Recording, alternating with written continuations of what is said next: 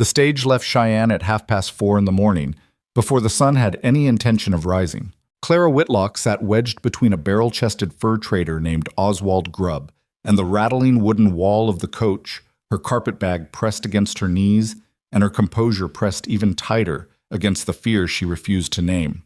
She had 2 trunks strapped to the roof, one filled with teaching primers, slates, and ink, the other with the sensible dresses her mother had packed while weeping quietly into a handkerchief. Clara had not looked back when the coach pulled away from the Cheyenne station.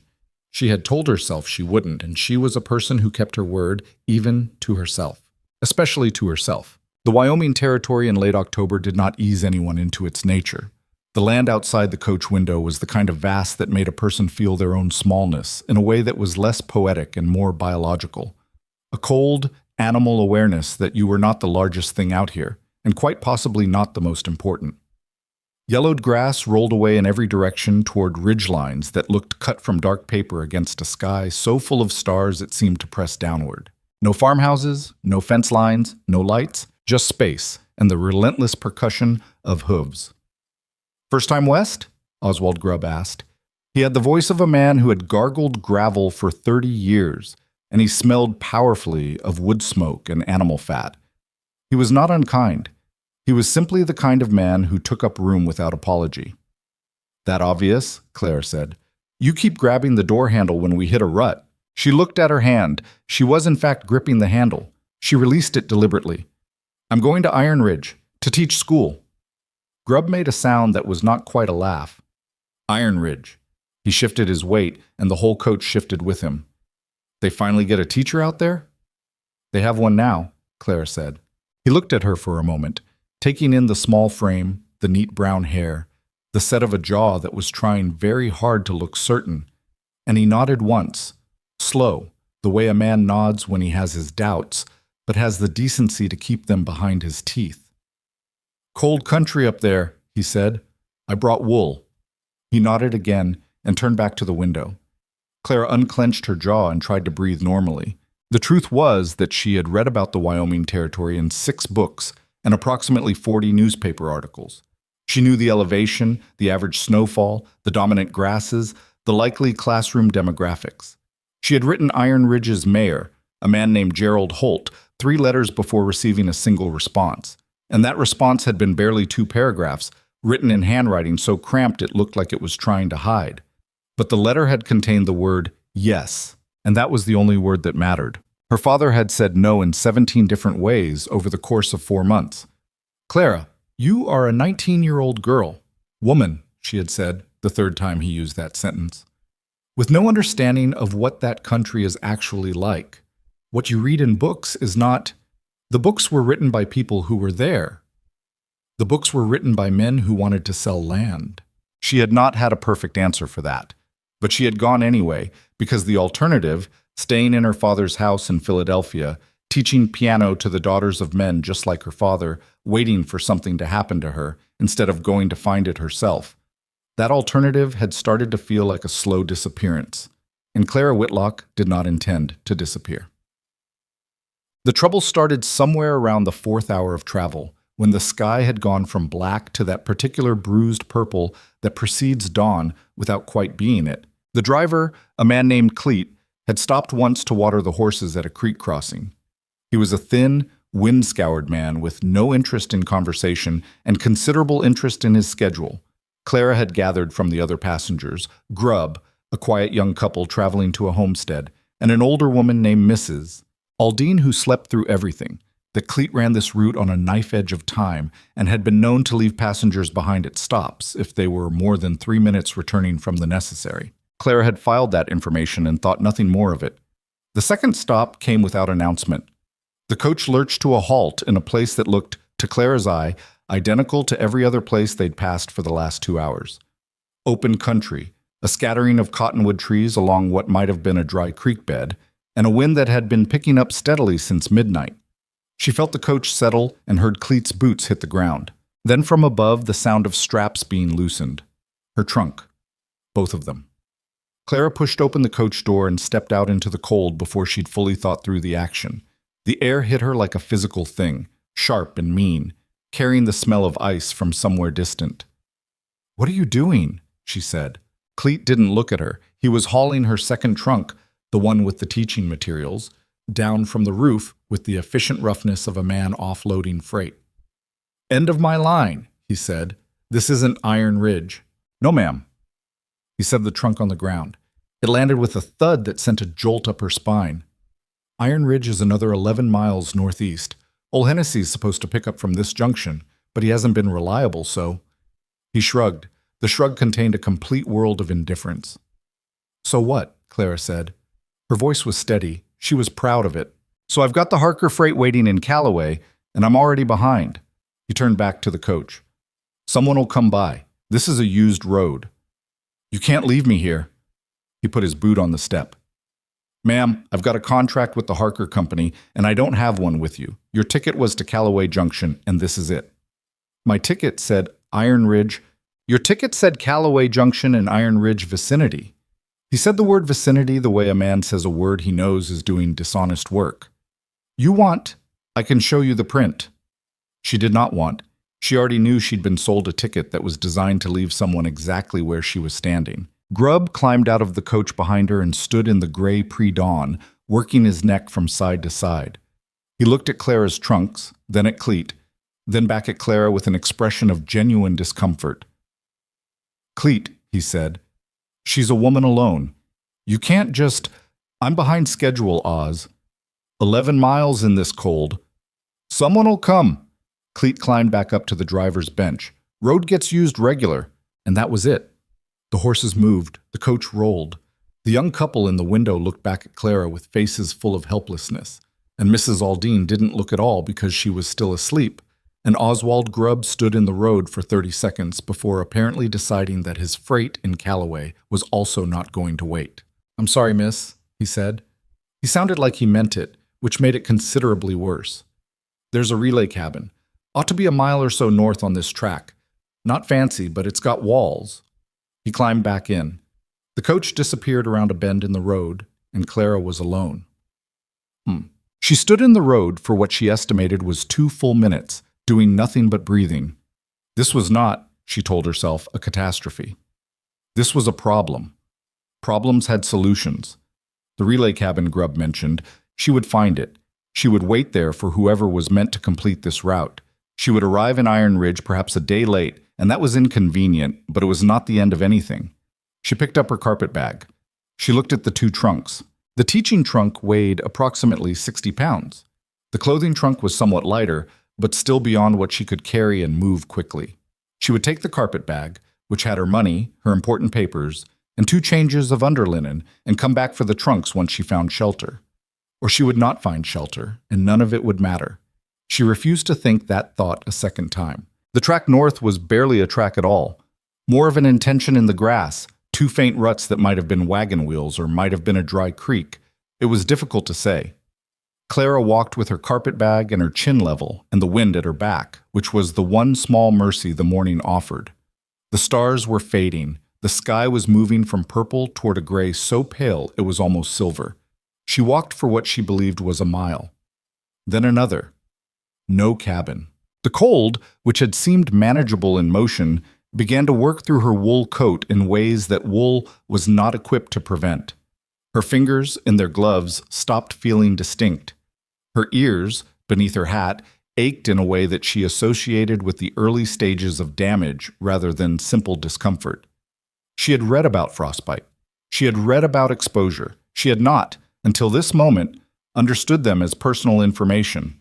She walked faster. The grass gave way occasionally to patches of frozen mud, and once to a shallow depression that might have been a dried stream bed, and Clara's boot went through a thin crust of ice into cold mud up to her ankle, and she pulled her foot out with a sound she was embarrassed to have made and kept walking. The sky was fully silver now. Dawn had happened without bothering to produce any warmth. She stopped walking when she realized she couldn't feel her feet. Not numb. She knew numb. This was different.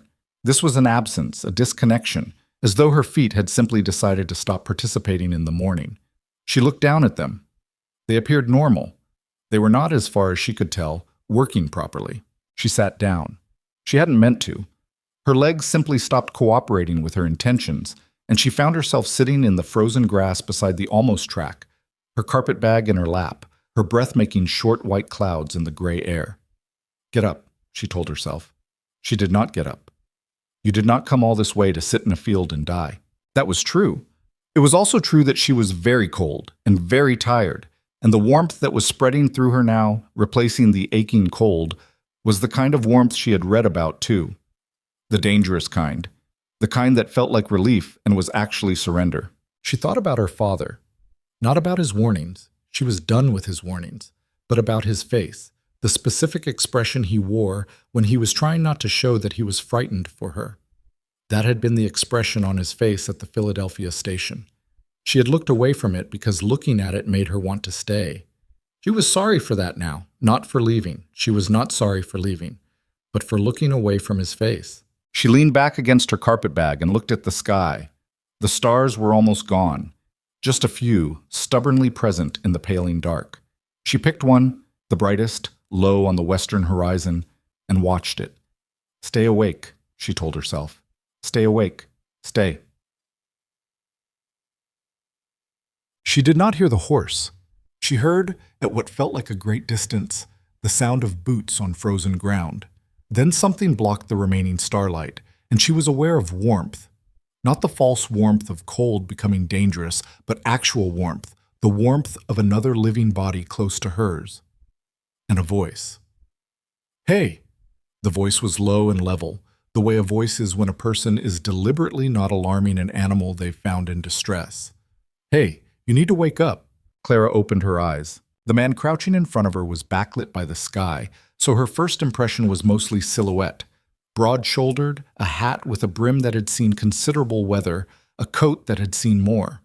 He was close enough that she could see his face when she blinked and her eyes adjusted. Mid-30s, jaw rough with the particular kind of stubble that came from a week outdoors, eyes that were some color between gray and green in the pre-dawn light. He was looking at her with an expression that she would later understand as controlled alarm. The face of a person assessing damage before deciding what to say about it. "Can you hear me?" he said. "Yes," she said.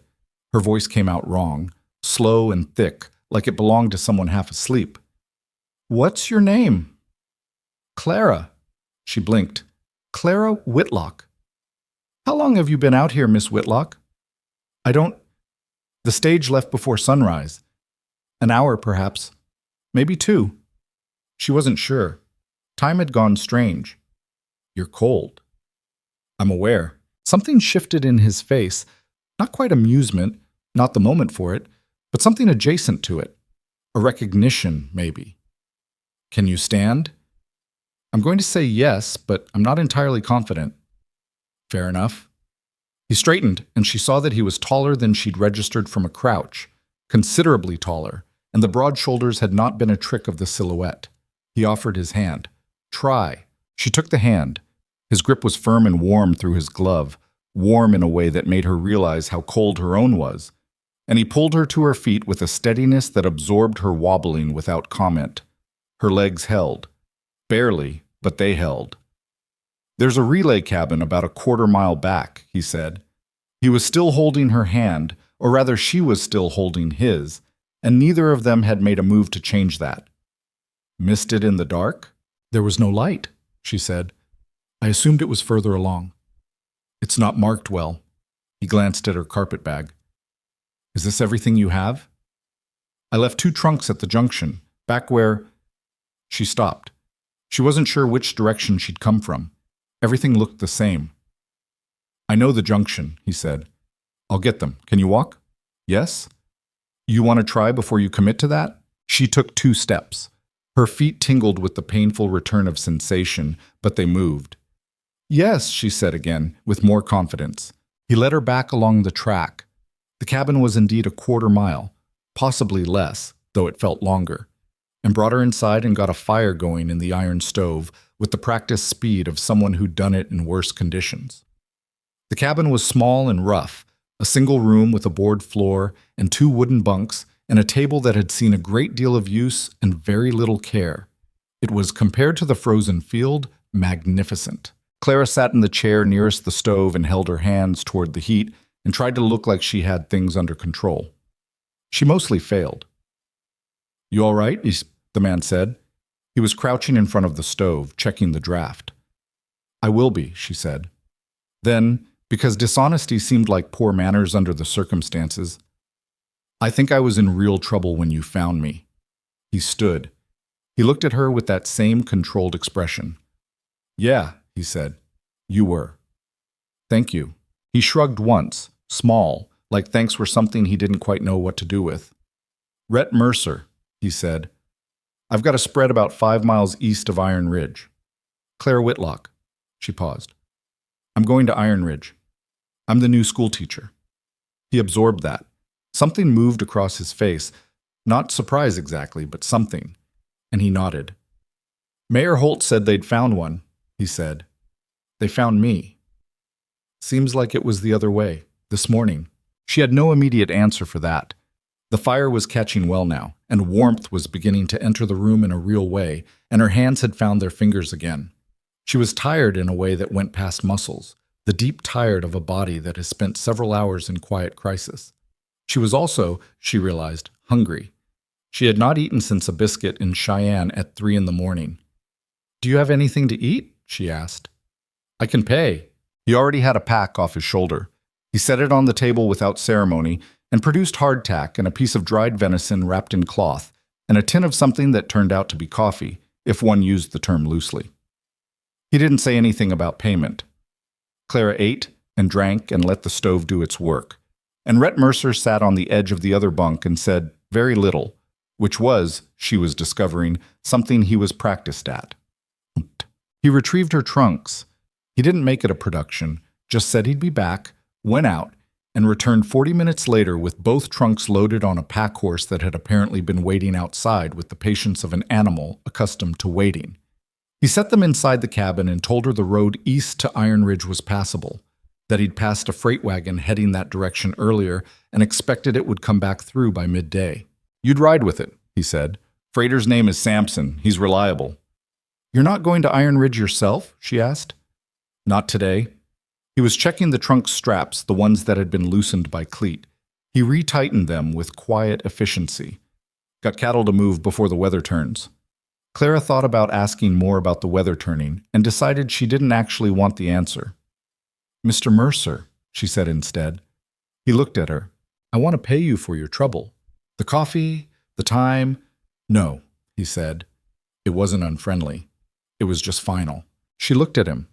This man who'd crouched in the dark over a half-frozen woman he didn't know and built a fire and brought her trunks without being asked and apparently found payment for any of it mildly offensive.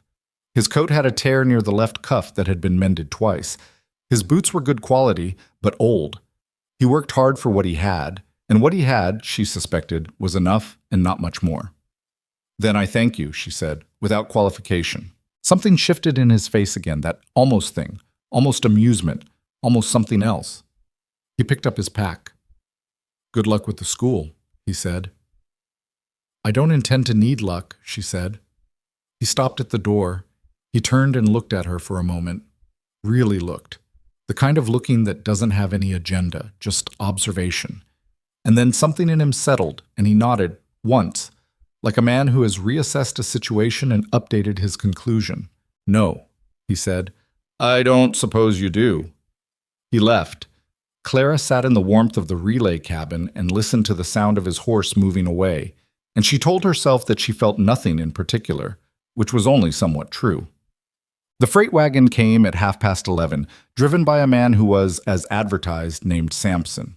Enormous, red-bearded, cheerful, in the uncomplicated way of people who have found their place and made peace with it. He helped her trunks onto the wagon without any apparent effort and asked no questions about what she'd been doing in the relay cabin, which Clara appreciated. Iron Ridge was 11 miles over ground that alternated between frozen wagon rut and something approximating road, and Sampson drove it in a comfortable silence occasionally broken by observations about the weather, the grass, and a neighbor's bull that had been causing border disputes for 3 seasons. Clara watched the land. It was, she decided, the most honest landscape she'd ever seen. There was nothing decorative about it, no attempt to charm or comfort. It was simply what it was, enormous and cold and indifferent, and beneath that, beautiful in the way of things that don't need to be. She had read about this land, and none of it had told her about this. Iron Ridge appeared in the early afternoon as a collection of low buildings at the far end of a valley, hugging the base of a ridge that had, presumably, given the town its name. There was a main street, 2 blocks of it, with plank sidewalks and storefronts that varied between sturdy and optimistic. A church with a bell tower, a livery stable, what appeared to be a general store, a saloon, a blacksmith's, and a building that bore a hand-painted sign reading Iron Ridge Municipal, which she took to mean the mayor's office. And at the far end of town, set back from the street at the end of a short track, a small square building that sat alone like something that hadn't found its place yet. The schoolhouse. Sampson pulled up in front of the municipal building and helped her down from the wagon seat. "Mayor Holt will be inside," he said. "He's always inside." "Thank you, Mr. Sampson." He tipped his hat, a genuine hat tip, the first she'd seen in real life instead of illustration, and drove off toward the livery.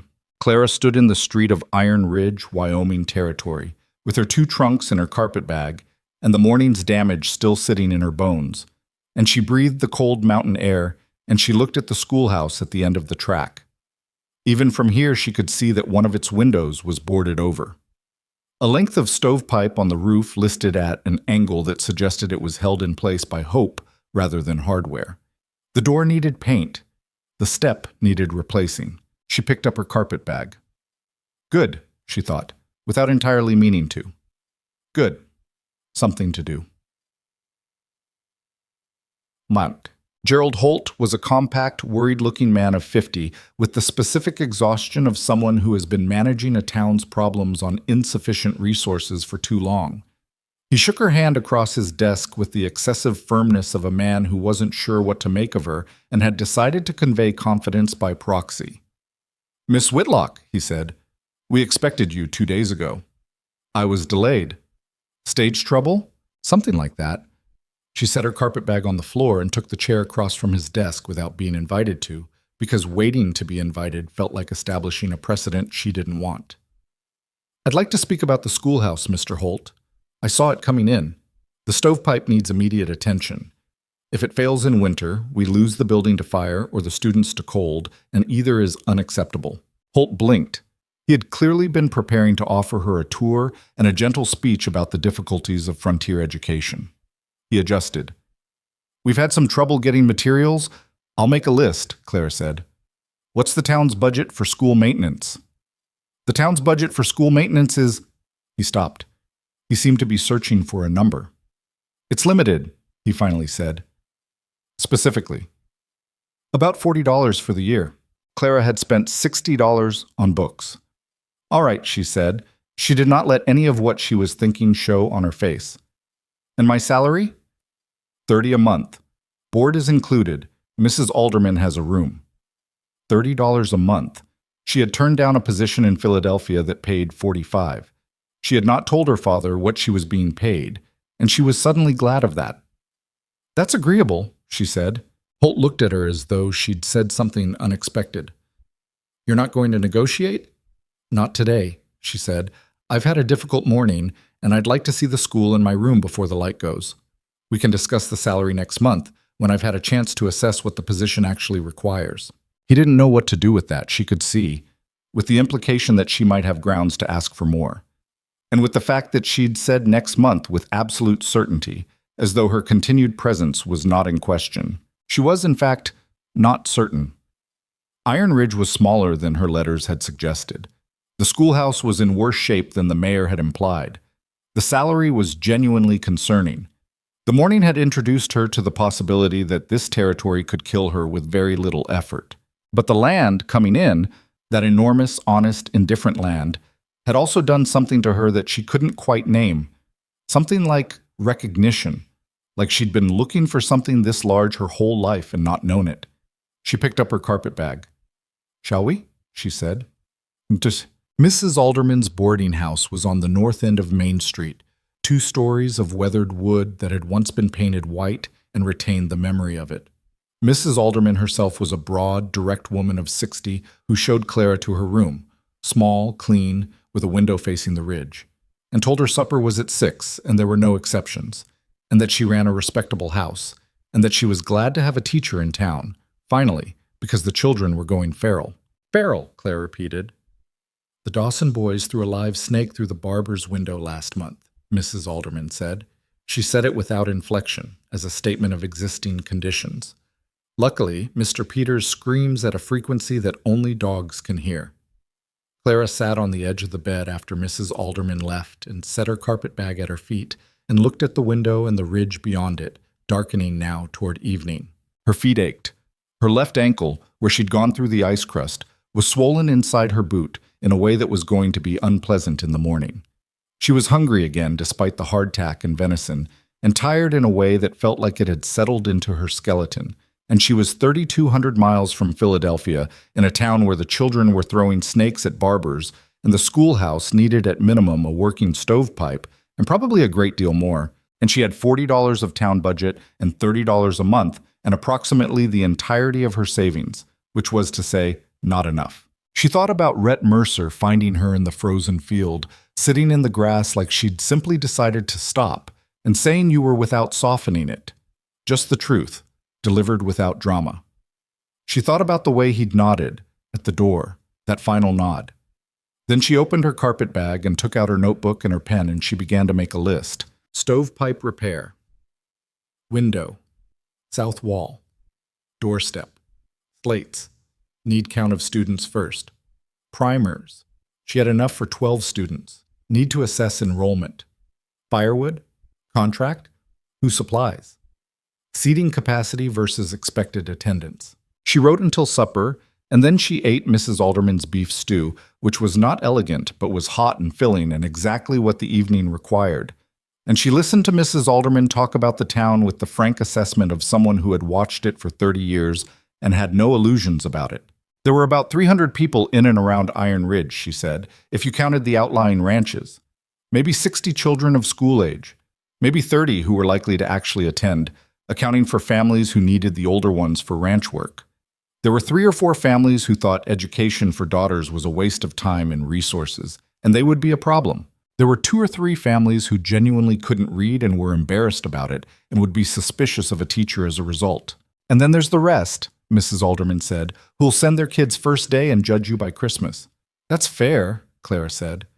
It's the frontier, Mrs. Alderman said. Fair's about as good as it gets. After supper, Clara went to her room and finished her list and blew out the lamp and lay in the dark and listened to the wind, which was considerable. She had been in Iron Ridge for 6 hours. She was tired and sore and uncertain and slightly afraid. Not the fear she'd felt in the field, the immediate physical fear of cold and exposure, but the longer, quieter fear of failure. The fear that all the conviction she'd carried across 3,000 miles would not be enough for what this place was going to ask of her. Good, she thought again, into the dark. She had never learned well from easy things. She closed her eyes. Tomorrow she would go to the schoolhouse. She would count the windows and measure the floor and assess the stove and make a real accounting of what this project required. She would introduce herself to Mayor Holt as someone who intended to stay. She would find out who in this town could fix a stovepipe and what it would cost and whether the $40 budget could be stretched or supplemented. She would not think about the frozen field this morning. She would not think about the man who had found her in it. She would think about the schoolhouse and the children and the work. She was almost asleep when it occurred to her that she had no idea if Rhett Mercer had made it to wherever he was going before the weather turned. She lay awake for a few more minutes with that thought, which was inconvenient and unwelcome and which she couldn't entirely explain. The wind moved around the eaves of Mrs. Alderman's boarding house like it was looking for a way in. Clara pulled the blanket to her chin and made herself stop thinking, and finally, deeply, slept. The schoolhouse, in morning light, was worse than she'd thought from the street, not catastrophically worse. The bones of it were sound, the walls solid, the floor, despite its gaps, still largely intact. But the stovepipe was not merely listing. It had separated at a joint 2 feet below the roof and been reconnected with what appeared to be baling wire, a solution that was both creative and a fire waiting for the right wind. The boarded window had lost its glass to a thrown stone, according to Mayor Holt, who had accompanied her on this inspection with the look of a man expecting criticism. He got it. This stovepipe cannot stay as it is, Clara said. She was standing in the middle of the room, turning slowly, cataloging. It's a hazard. I know, but And the floor near the east wall. This gap here, a child's foot goes through that on a cold morning, and you've got an injury before the first lesson. Miss Whitlock, we've had some difficulty securing the window. She stopped turning. Can you get glass? From the hardware in How soon? Holt blinked. He was not, she was learning, a man accustomed to being interrupted. He was also not a man with a great deal of resistance to it. A week, perhaps. 10 days. I'll use my own funds for the glass, she said. I'll need to keep an accounting to present to the town council, but I won't wait 10 days. Can you tell me who in town does metalwork? For the stovepipe. Harlan Webb at the smithy, Holt said. But he can be difficult. Most useful people are, Clara said. I'll speak to him this afternoon. She had started taking notes in her small notebook, walking the perimeter of the room. 22 feet by 18 could hold 30 students if the benches were properly arranged. The blackboard, a painted board, not slate, was in reasonable condition. There was chalk. There were inexplicably 8 dead wasps on the windowsill. When can school begin? Holt asked. Monday, Clara said. Holt stared at her. That's 4 days. Yes. She wrote something in her notebook. I'll need the benches moved. They're in 2 uneven rows and it won't work. And I'll need someone to bring in firewood. Quart of it split before Friday. I can ask around. Ask specifically, she said. Ask with a payment commitment attached, or it won't get done. She closed the notebook and looked at him. He had the expression of a man who'd hired someone expecting one thing and gotten something else entirely. She was familiar with that expression. She had produced it in many people. Mr. Holt, she said, I know what Iron Ridge expected when you advertised for a school teacher, and I know what you're looking at right now isn't quite that. But if you give me what I'm asking for, I'll give you something worth considerably more than $30 a month by spring. Do we have an understanding? He looked at her for a long moment. Monday, he finally said. He didn't sound entirely convinced. He also didn't sound like he intended to argue. Monday, Clara said.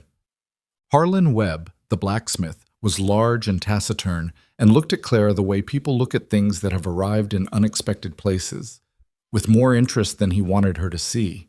His shop smelled of coal and hot metal and the particular cleanness of very hard work. She explained the stovepipe. I know about it, he said. I did the baling wire myself, temporary fix. When was that? June. It was October. Mr. Webb, she said. I know. He picked up a piece of pipe stock and turned it in his hands, not doing anything with it, just thinking, the way some people think with their hands. I can get it right in 2 days, need to fabricate the joint section, but I'm behind on a job for the Mercer spread and a fence order for... Mercer? She said. He looked at her. Rhett Mercer, you know him? We met, she said, yesterday. She paused. He brought me in from the Callaway Junction when the stage left me there. Something shifted in Webb's face.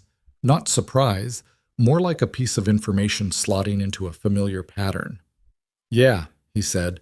That sounds like Rhett. He set the pipe stock down. I'll do your stovepipe first. School matters. I can pay from school funds. $40 for the year. Don't need 40 for a stovepipe joint. He picked up a different tool, inspecting its edge. Call it fair exchange. I'll be needing my nephew to read a contract before winter, and there's nobody to teach him at the moment. There will be on Monday, Clara said. He almost smiled. Almost. Monday, then, he said. Oh. She spent the rest of the day walking the town and meeting its people with the systematic thoroughness of someone taking an inventory, because that was, in fact, what she was doing. The general store owner, Mr. Fitch, thin, precise, fond of his own opinions, who had 3 daughters of school age and a wariness about women in professional positions that he was not quite managing to conceal. The saloon keeper, a woman named Dora Lance, which surprised Clara until Mrs. Alderman later explained that Dora had inherited the business from her husband and run it better than he had, who had no children herself but spoke warmly about the importance of education and gave Clara a piece of dried apple pie without being asked. A young woman named Pearl Dawson, wife of a rancher, who had 3 boys under 12 and the weathered face of someone doing too much for too long. Pearl shook Clara's hand with both of hers and said, "Please help me," without any elaboration, and Clara understood exactly what she meant. By evening, she had a rough count, probably 28 children who might come to school. 4 families who had made clear in various levels of politeness that they had doubts. 1 family, the Gorettes, a homesteader named Silas and his wife, who had 4 children and couldn't read themselves, and had looked at Clara with a combination of longing and suspicion that she found more heartbreaking than outright hostility. She added them to her list. She added everyone. She walked back to Mrs. Alderman's in the early dark, past the schoolhouse with its listing stovepipe and its boarded window, and she stopped and looked at it. It was a rough thing, this building, small and weathered and in need of considerable work, and the territory around it was vast and cold and uninterested in sentiment, and the people in it were complicated and doubting and carrying the weight of lives that didn't leave much room for the kind of faith she was asking them to place in her. She felt all of that. She felt how much was required. And then she felt the other thing, the thing she'd felt coming into the valley, looking at the ridge. And she stood in the cold dark of Iron Ridge, Wyoming territory, and she breathed, and she thought, "This is exactly where I'm supposed to be." She went inside. She had work to do. Monday came with a sky the color of old pewter and a wind that had opinions about everything. Clara was at the schoolhouse by 7 in the morning, which was an hour before she told anyone to arrive, because she needed that hour to be alone with the room and make certain everything was as she'd left it Saturday evening. Harlan Webb had been as good as his word. The stovepipe was straight and properly joined, the repair so clean it looked like it had always been that way. The window glass had arrived Friday from the hardware supplier in Callaway, and she'd spent 3 hours Saturday fitting and sealing it herself with a putty knife borrowed from Fitch's general store, her fingers numb and clumsy by the end, but the window solid and clear. The cord of firewood was stacked along the north exterior wall, delivered Thursday by a ranch hand named Coop, who'd said approximately 4 words total and disappeared before she could properly thank him. She built the fire in the stove first thing, because the room was cold enough to see breath, and she arranged the benches in the configuration she'd planned. 3 rows, slightly angled so the children in the back had a clean sight line to the board, with enough space between them to move without causing disruption. She set slates on each seat, chalk beside them. She wrote her name on the blackboard in clear, even letters. Miss Whitlock. She looked at it for a moment and decided it was right. Then she sat on the edge of her desk and waited. The first student arrived at 3 minutes to 8. He was approximately 10 years old, dark-haired, and came through the door at a speed that suggested he'd been running and had only recently thought better of it. He stopped when he saw her, sized her up in the frank, unguarded way of children, and said, "You're smaller than I thought." "Sit wherever you like," Clara said. "I'm Billy Dawson, one of Pearl's boys." "Hello, Billy. Sit wherever you like." He chose the back row, which told her something. She filed it. They came in 1s and 2s over the next 15 minutes. 22 children in total, which was better than her estimate and worse than her hope. They ranged from 6 to 14, which was the standard chaos of a frontier school with no age grading, and they looked at her with the full spectrum of human response: curiosity, suspicion, boredom, open hostility in the case of 2 boys in the second row who had the identical jaw of the Garrett family and had clearly been sent against their will, and something approaching hunger in the case of a girl of about 12, sitting alone at the end of the first row, her slate already on her knee, her pencil already in her hand. Clara looked at all of them. "My name is Miss Whitlock," she said. She didn't raise her voice. She'd found in the piano teaching years she was trying not to think about that a lower voice commanded more attention than a louder one. "I came from Philadelphia to teach in this school. I'm going to assume that some of you are here because you want to be, and some of you are here because someone made you, and some of you are here because you weren't doing anything better with your morning. That's fine. All of you start equal." One of the Garrett boys, the older one, maybe 13, said something under his breath to his brother, something that involved the word east. "Tom Garrett," Clara said. He looked up, startled. "That's your name, isn't it, Tom?" A pause. "Yeah." "You have something you want to say? Say it to the room."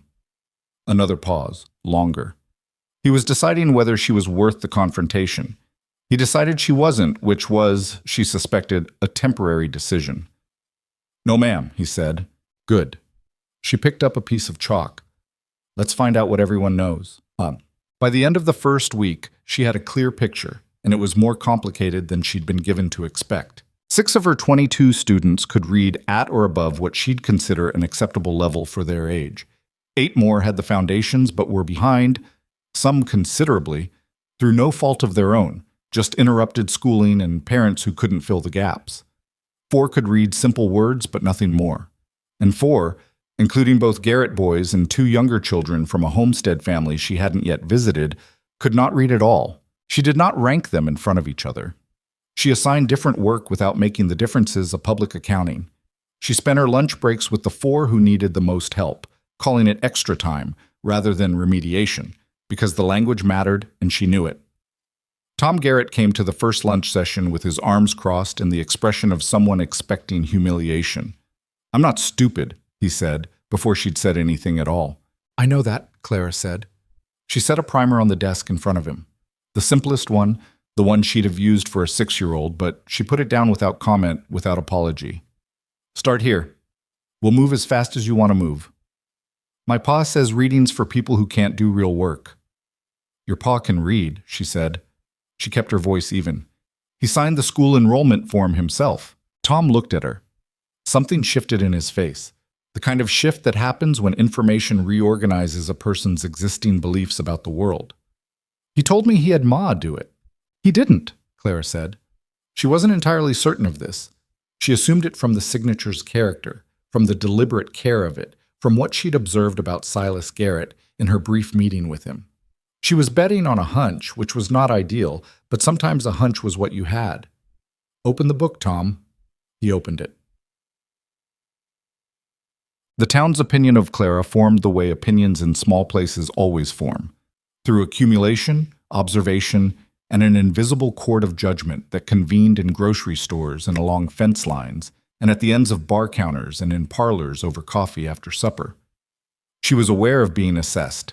She had been assessed her entire life, and she had never particularly enjoyed it, and she had learned not to let it change what she did. What she heard through Mrs. Alderman and through the unreliable but voluminous intelligence network of a small town was this: some people thought she was capable.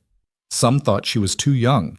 Some thought she was too educated in the wrong ways, meaning she knew books but not land, and in Iron Ridge, land knowledge was the currency that mattered, and a contingent, smaller than she'd feared, larger than she'd have preferred, thought she simply wouldn't last. "Mildred Fitch told Harriet Oakes you'd be gone by December," Mrs. Alderman reported one evening over supper, without any particular editorial. "Mildred Fitch's daughters are 2 of my better students," Clara said. "I'd appreciate it if she sent them regularly." "I'll mention it. Diplomatically." "I'm always diplomatic," Mrs. Alderman said, in a tone that suggested she was rarely diplomatic. Fitch's reservations, and those of a handful of others, Clara understood. She was an unknown quantity in a place where the cost of depending on unknown quantities could be survival itself. They weren't wrong to be cautious. They were just going to be wrong about the conclusion. What she hadn't fully calculated was the loneliness. Not the aching, dramatic loneliness of a person abandoned. She'd had a taste of that on the road from Callaway, and she didn't intend to revisit it. This was the quieter kind. The loneliness of being in a place where she didn't yet know how to belong, where every interaction required a kind of effort that left her tired in ways that the work itself didn't. Where she went back to her room at Mrs. Alderman's in the evenings and sat with her notebook and her lesson plans and found, occasionally, that she'd been staring at the wall for several minutes without thinking about anything in particular. She wrote to her mother on Saturdays. She did not write to her father. It was a Thursday in the 3rd week of school when Rhett Mercer came back to Iron Ridge. She didn't know he was there until she was locking the schoolhouse after the children had left, turning the iron key in the door that still needed paint, and she heard boots on the frozen ground behind her and turned to find him standing in the short track with his hat in his hands. He'd been in town long enough to have had his coat off. He was in shirt sleeves, despite the cold, which she was learning was not unusual for men who'd been working, and he had the dust of travel on him. "Miss Whitlock," he said. "Mr. Mercer."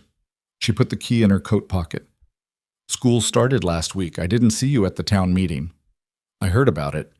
He looked at the schoolhouse. "Windows fixed. Webb did the pipe. I did the window." He looked at her. You did it yourself. It needed doing. She paused.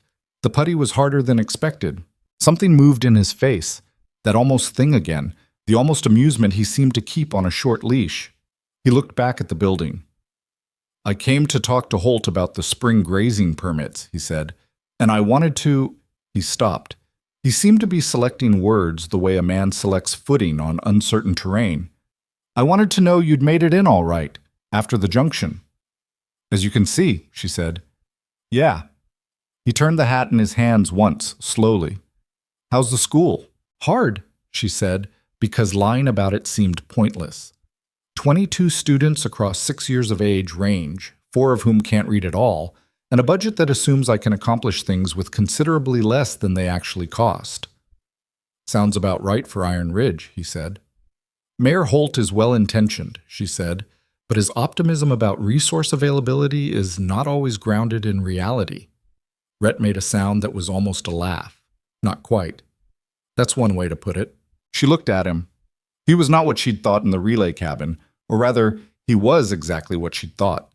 But there was more of it than she'd seen in that first half-light. He was a man who chose his words with care, not because he was slow, but because he considered precision important. He had the kind of stillness that came from spending significant time alone. And he was looking at the schoolhouse with an expression that was something between interest and memory, as though the building held an association she wasn't aware of. Did you go to school here? She asked. Some, he said, before the last teacher left. He put the hat back on. That was 4 years ago. What happened to the last teacher? Married a cattle buyer from Laramie, followed him south. She left her students for a cattle buyer, Clara said. She left because she was lonely and the work was hard, and Iron Ridge didn't give her much reason to stay. He said it without judgment, just fact. It's an honest reason. Clara looked at the schoolhouse. Yes, she said. It is. She paused. I'm not planning to marry a cattle buyer. I didn't figure you were. I'm planning to still be here in the spring. He looked at her then, direct. The kind of looking that was a question without being one. Then he nodded, once. Good, he said. He said it the same way he'd said no to payment, the same way he'd said everything. Like words were real things that meant exactly what they sounded like, no more and no less. She said good evening and walked back toward Mrs. Alderman's, and she was careful not to look back, and she was not entirely sure why that required effort. He came to the school on a Saturday 3 days later, unannounced. She was alone in the building, working through the week's lesson plans and trying to figure out how to structure arithmetic instruction across 3 different levels simultaneously when she heard the door. She looked up expecting Mrs. Alderman, or perhaps Tom Garrett, who had taken to appearing at inconvenient times with questions he pretended were casual. It was Mercer, with a length of iron pipe over one shoulder and a toolbox in his other hand. The rear wall's chimney flashing is pulling away, he said, by way of greeting. If it goes before winter's settled, you'll have a cold draft coming in behind the stove and it'll fight everything Webb's pipe is doing. Clara blinked. How do you know about the chimney flashing? Came by earlier in the week to look at something for Webb. He asked me to check a measurement. He set the toolbox on the floor. I noticed it then. She looked at him for a moment. He had the air of someone who had rehearsed this explanation and was delivering it with more specificity than perhaps the situation required. All right, she said. I appreciate it. Won't take long. He moved toward the back wall without further ceremony, and Clara watched him go and then went back to her lesson plans because standing there watching him work would have been strange, and she was a practical person. He worked quietly. The sounds were functional, the tap of a hammer, the rasp of metal, occasional movement. She graded a week's worth of practice slates and made notes on each child and did not think about the fact that someone had come to her school on a Saturday morning to fix something without being asked. After about 40 minutes, he said from the back wall, "Can I ask you something?" "You can ask," she said. "Why Iron Ridge?" He came around the stove, wiping his hands on a cloth. Specifically, there were teaching positions closer to home, I think. There were, she said. So why here? She set down her pen. She considered the question the way she always considered questions. Not whether to answer, but what the true answer actually was. Because it was the hardest one, she said finally. The position no one else wanted. The school in the worst shape with the smallest budget and the most difficult terrain. She paused. I thought if I could do it here, I could do it anywhere. Rhett looked at her. That's either very brave or very stubborn, he said. Probably both, she said. They're not mutually exclusive. He was quiet for a moment. Then he said, I came out here from Missouri at 23 with $80 and a horse that was already old. He said it like he was giving her something of equal weight to what she'd given him. Bought bad land the first year, lost cattle 2 winters in a row. The third year was good enough that I didn't leave. He paused. After a while, you stop thinking about whether you made the right choice. You just start thinking about what you're going to do with the place you're in. She looked at him. That's good advice, she said. It's just what happened, he said. He picked up his toolbox. The flashing will hold through winter. You might have Webb look at it in spring, but it won't give you trouble now. What do I owe you? She said. He gave her a look that she recognized, the look that preceded the word no.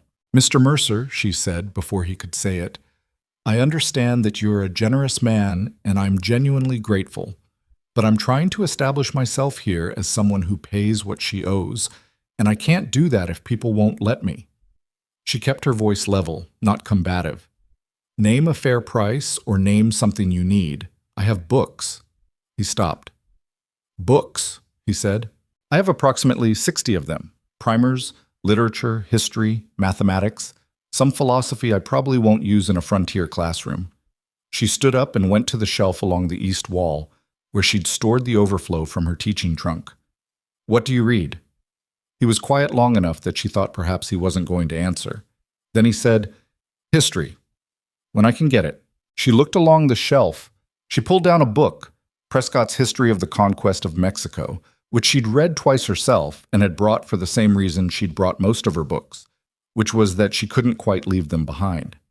She held it out. He took it. He held it with the same careful hands he'd used on the toolbox, the same practical steadiness. He looked at the cover and then at her. This is too much for a piece of flashing, he said. It's exactly right, she said, for a piece of flashing and 2 trunks and a fire and a cup of terrible coffee. He was quiet. Then he said, The coffee wasn't that bad. The coffee was genuinely bad, she said, but I drank it with gratitude. This time, the almost amusement made it all the way. Not a full smile. She suspected full smiles were not his natural register, but something that reached his eyes and stayed there for a moment before he brought it back. Thank you, he said. He meant the book, but the word seemed to carry more than that. Thank you, she said. She meant the flashing, but the same was true. He left. She stood in the schoolhouse and looked at the shelf where the Prescott had been and felt something she didn't name, because naming it seemed premature and she had a great deal of work still to do. Bamsek. November arrived the way November always arrived in Wyoming, without apology and without warmth. The school had settled into something approaching routine, which Clara knew better than to trust. Routine in a frontier classroom was less a fixed condition and more a temporary negotiation between order and the countless forces trying to undo it. Billy Dawson had twice brought live things into the school, once a frog, which was merely disruptive, and once a prairie dog, which was considerably worse. 2 of the older girls, Nora Fitch and a rancher's daughter named Aggie, had developed a rivalry that played out in small, poisonous ways she had to manage with the precision of a surgeon. And the attendance was unpredictable. A day of particularly hard ranch work or a child's sickness could reduce her 22 students to 12 without warning. But Tom Garrett could read. Not fluently, not yet. But he could sit with a primer and work through a page with genuine comprehension, his finger under each line, his face concentrated in a way that made him look younger and older at the same time. She had watched him, on a Thursday in the 4th week, finish a page and turn it and start the next without pausing, and she had been careful not to say anything about it, because acknowledging progress to Tom too loudly produced the same reaction as acknowledging pain. He shut it down immediately. Instead, she had simply moved on to the next exercise, and she had felt the particular satisfaction of work that has reached the person it was meant to reach. His younger brother James was coming along even faster. He had less to unlearn. Silas Garrett came to the schoolhouse on a Thursday evening, after hours. He stood in the doorway, and turned his hat the same way Rhett had. Something about that gesture, she was discovering, seemed to be what hands did in this territory when their owners were uncertain. He was a large man, weathered to the consistency of old fence post, with the particular combination of pride and difficulty that she'd seen in certain of her father's associates. Men who'd worked hard for something that hadn't quite worked out the way they'd planned. "Mr. Garrett," she said. She kept her voice even, welcoming without being excessive. "Miss Whitlock." He didn't come further into the room. "Tom says you spend extra time with him at lunch." "I do," she said. "He's working hard. He says you told him I could read." The statement was flat, not quite an accusation. "I believed you could," she said. She was careful. "I may have overstated my certainty." He looked at her for a long time. The room was quiet, except for the stove. "I can read," he said finally. "Some. Not well." He said it like a man putting down something heavy. "Never told the boys that." "It's not my business to tell them," she said. "No," he agreed. He turned his hat once more. "My father couldn't at all. I got some, from a school we passed through when I was young. Never had the chance to get more." He paused. "I told Tom it was useless because I was ashamed that I couldn't do it better myself." Clara said nothing. She'd found that silence at the right moment was more useful than response. "He's doing all right," Silas said. "Tom." "He's doing more than all right," she said. "He's smart and he's stubborn, and that's a useful combination when the stubbornness points in the right direction." Something in Silas Garrett's face moved. "He gets the stubborn from his mother," he said. It was almost a joke. Almost. "The smart from both of you, I'd think," Clara said. He put the hat back on. "I appreciate what you're doing for them," he said. "Both the boys." "It's what I came for," she said. He nodded once, turned, and walked back out into the November dark. Clara stood in the schoolhouse and listened to his boots on the frozen ground fading, and she thought about fathers and sons and the weight of things left unsaid for too long. And then she put out the lamp and locked the door and walked back to Mrs. Alderman's in the cold. Some days the work came back to her like that. In the evenings, in the quiet, in the unexpected places where it had already taken root without her noticing. She was beginning to understand that this was what it felt like when something mattered. She was beginning to understand, too, that Iron Ridge was not a place that gave itself easily, but that when it gave completely. The Garretts were one. Pearl Dawson, who had started appearing at the schoolhouse on Tuesday and Thursday afternoons to watch a lesson through the window until Clara noticed and opened the door and invited her in without comment, was another. Dora Lance, who sent over a pot of stew every Friday with no explanation and would have been embarrassed to have the gesture acknowledged, was another still. And Rhett Mercer, who had said nothing since the Saturday with the flashing, but who she had seen twice at the edge of the schoolyard during recess, not watching, not lingering, just passing, the way a man passes by a place he's already made a decision about, was something she didn't have a category for yet. She left that category open. She had work to do, and winter was coming, and she was beginning to know both things in her bones.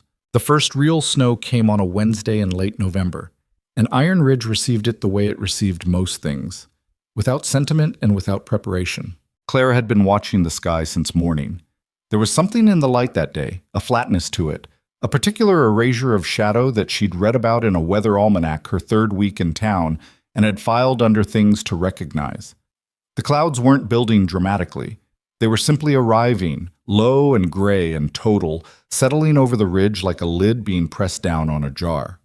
By noon, the temperature had dropped 15 degrees from its morning reading. By 2 o'clock, when she dismissed the students early and told each of them to go directly home without stopping, the first flakes were already falling, small, hard, purposeful, the kind that meant business. "Is it going to be bad?" Billy Dawson asked at the door, his coat half buttoned, looking at the sky with something between excitement and honest concern. "Yes," Clara said. "Go straight home, Billy. Don't take the creek path." "How do you know about the creek path?" "I know about everything," she said. "Coat buttoned. Now." He buttoned his coat and went, running, and she watched until she couldn't see him through the thickening white, and then she went back inside and built the fire in the stove up to a level she'd been conserving against all month. She stayed until she was confident the building would hold its heat through the night, The flashing Rhett had fixed was holding. The stovepipe was straight. The window she'd sealed herself was solid against the wind that was beginning to find the gaps in the board siding and whisper through them. She walked back to Mrs. Alderman's in the snow. It was by then no longer a walk. It was a negotiation. The wind had found its direction and its speed, and it was carrying the snow sideways in sheets that made the distance between the schoolhouse and the boarding house, 3 blocks, less than a quarter mile, feel considerably less certain than it had that morning. She kept her head down and counted the cross streets by feel because she couldn't see them, and she was grateful in a very specific and practical way that she knew this town well enough by now to navigate it without seeing it. She made it.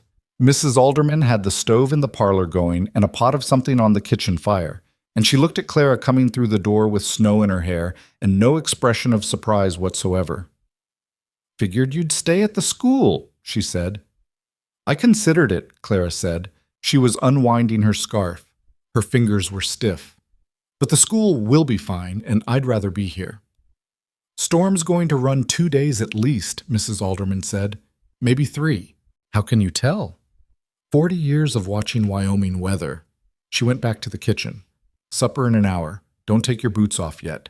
Wood's low on the porch. Need it brought in before it drifts over." Clara put her scarf back on. The blizzard settled in that night with the absolute authority of a thing that has no interest in being argued with. By morning, the wind had achieved a consistency that made it less like weather and more like a condition of the world. A permanent loud darkness pressing against every surface of the building, finding every imperfection in the boards, testing every joint and seal. The temperature outside was something Clara's thermometer declined to measure accurately because the wind kept reaching the instrument. Inside, with 2 stoves going and the windows banked with shutters, it was cold enough to see your breath in the corners of the room, but manageable at the center. She spent the first full day of the storm at the dining room table, lesson planning and writing letters and reading the copy of Thoreau that she'd been saving for exactly this kind of confined time. Mrs. Alderman moved through the house with the equanimity of someone who had done this before, banking the fires, checking the wood supply, occasionally appearing at the dining room table with a cup of something hot and disappearing again without comment. In the afternoon of the second day, Clara heard horses. Not the normal sounds of a passing rider. This was the specific sound of animals working hard in bad conditions, the particular effort of it. She went to the front window and cleared a circle in the frost with her sleeve and looked out. A rider was moving down the main street through the white.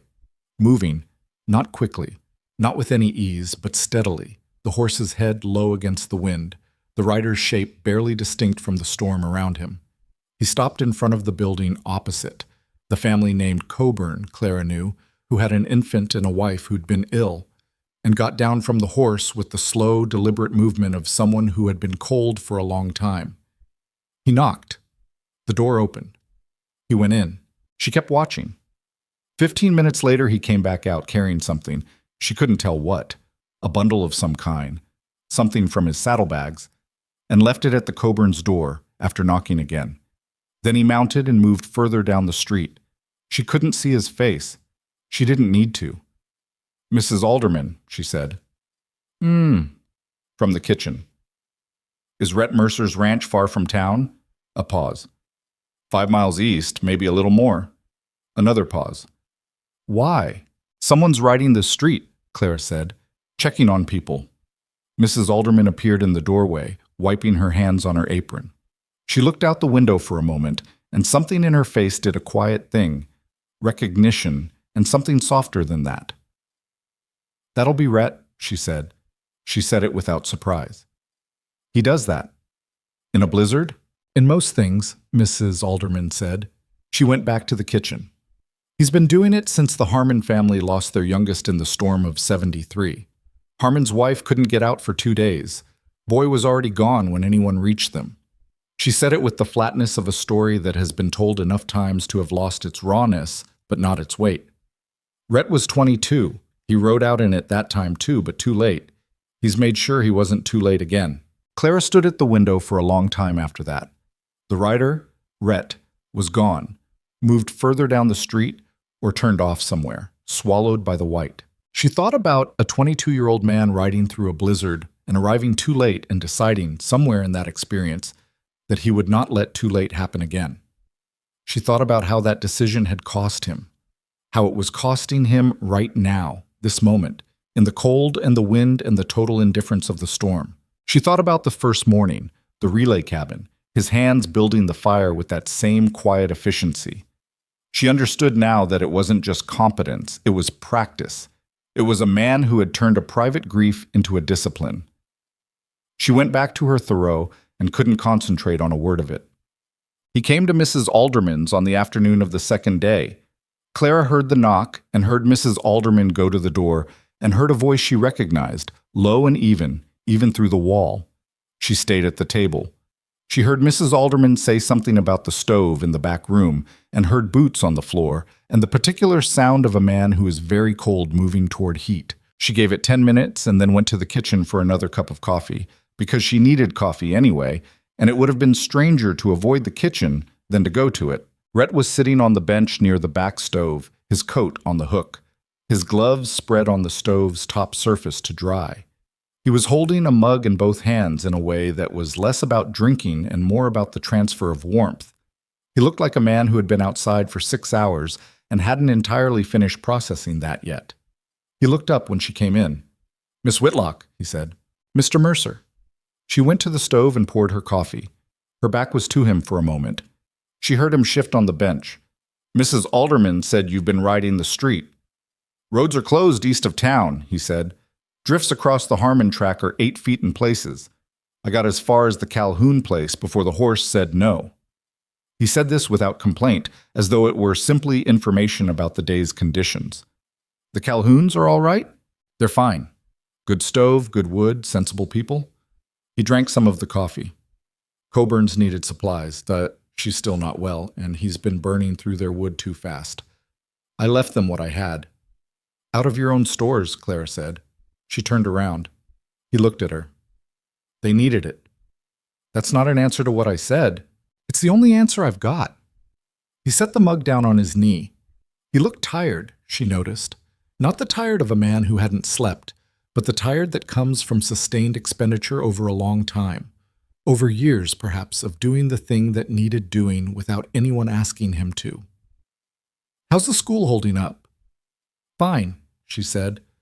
"Webb's pipe and your flashing together. I'm not worried about the building." "Good." He looked at his gloves on the stove. "You've got enough wood here?" "I brought in an extra 2 days' worth before it drifted." He nodded. Something in him settled fractionally. She noticed that he'd been carrying a small tension about whether she was all right, and that knowing she was had released it. She wasn't sure what to do with that information, so she filed it and drank her coffee. "You're going back out," she said. It wasn't a question. "Not today," he said. "Storm's going to get worse before dark. I'll wait it out here if Mrs. Alderman's willing, and ride in the morning." "She's willing," Mrs. Alderman called from the dining room with the clarity of a woman who hears everything in her own house. Clara almost smiled. She looked at her coffee mug instead. They sat in the kitchen, she on the other end of the bench, him near the stove. And for a while they didn't say anything, and the storm pressed against the house, and the fire in the stove did its work, and it was the kind of silence that doesn't need to be filled. Clara had not experienced many silences like that. Most silences she'd known were uncomfortable, full of things not being said. This one was different. It was simply two people existing in the same space without requiring anything of each other. "Can I ask you something?" she said finally. "You've asked that before," he said, and then asked anyway. "So yes." She paused. "The storm of 73, she said. "The Harmon boy." He was still for a moment. Then he said, "Mrs. Alderman." "She told me about it, not much." Clara looked at him. "I'm not asking you to explain yourself. I just wanted you to know that I understand why you ride."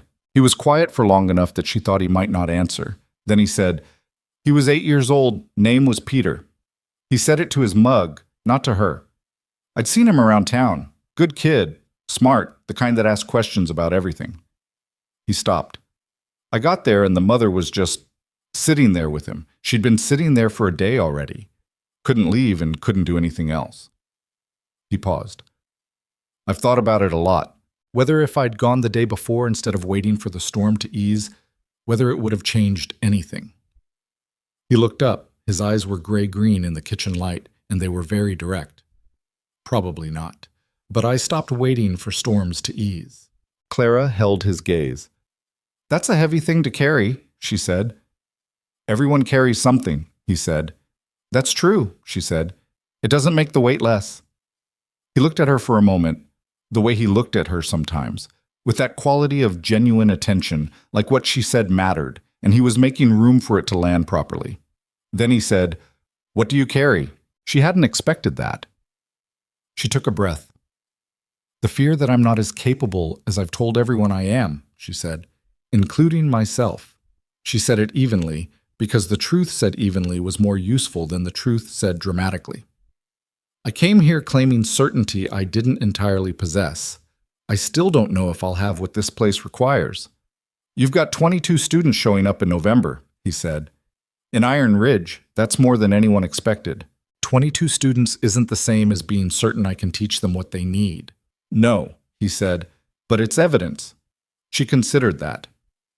You're more reassuring than you look, she said. I look reassuring, he said, with a straight face. You look like a man who doesn't talk much and possibly doesn't trust anyone east of the Missouri River. I talk, he said, selectively. He picked up his mug again. And I trust people who've earned it. Have I earned it? He looked at her. You sealed your own window with a putty knife in October, he said. In Wyoming, yes. This time she did smile, and she didn't bother hiding it, and she saw what happened to his face when she did. The way the controlled quality of it shifted, just slightly, like a wall built for function rather than aesthetics, discovering unexpectedly that someone had put a window in it. The storm broke sometime before dawn of the third day. Clara knew because she woke to the absence of sound. The constant roar of the wind simply gone, replaced by a silence so complete it was almost loud. She lay in her bed and listened to the silence and felt the particular quality of the cold that follows a blizzard, the deep, settled, crystalline cold that has no movement in it. She dressed in every layer she owned and went downstairs. Rhett was already gone. His gloves were not on the stove. Mrs. Alderman was in the kitchen, building the morning fire, and she looked at Clara's face and said, Left about an hour ago, said the road east was passable. He couldn't have known that, Clara said. It's still dark. He's got good instincts, Mrs. Alderman said, and a stubborn horse. Clara went to the front window and looked out at the street. The snow was immense, drifted against every vertical surface, the buildings wearing it like extra walls, the street itself a valley between white ridges. The sky in the east was beginning to lighten, the first pale suggestion of gray at the horizon. In the snow below the window, she could see the track of a single horse heading east. She stood there for a moment, in the quiet, and felt something shift in her, something that had been in a particular position since October, since the relay cabin, since the gray-green eyes in the pre-dawn light, and the word no to payment, and the book given back to her in a kitchen. Something that she had been carefully, deliberately, sensibly holding in place, because she had come here for a purpose that had nothing to do with being moved by a quiet rancher who rode through blizzards and fixed chimney flashing and asked no one for anything. The feeling did not comply with her intentions. She turned away from the window. I need to get to the school, she said. Check the building. Breakfast first, Mrs. Alderman said. After, Clara said. She was already reaching for her coat. The school was fine. The pipe was fine. The flashing was fine. The window she'd sealed was fine. The wood on the north wall was buried under a drift but present, and she spent 20 minutes digging down to it with the coal shovel, working until she was warm despite the cold, until her breath came in hard, short clouds, and her arms ached and the wood was accessible. She stood in the cleared space beside the building and looked at the territory around Iron Ridge, the way it looked after a storm. Every familiar shape translated into something unfamiliar, the ridgeline buried in white, the valley floor a blank page, the whole landscape holding its breath. It was the most alone she'd felt since the field at Callaway Junction, and it was not, she realized, an unpleasant feeling. Something had changed in the way she occupied this space. Iron Ridge had moved from place she was in to something approaching place she was part of, and she wasn't sure exactly when that had happened. She thought it might have started with 22 students on a Monday morning.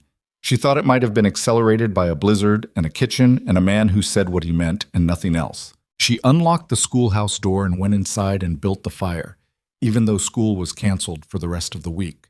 She built it because the building needed it, and because she needed something to do with her hands, and because she was beginning to understand that Iron Ridge had a way of requiring things of you, and that meeting those requirements was not a burden. It was, she was finding, something much closer to purpose. She sat at her desk in the cold room that was slowly warming and opened her lesson plan notebook and began to write. Outside, the sky had gone fully light, a hard, brilliant winter light, the kind that comes after storms, that makes everything sharp and particular and real.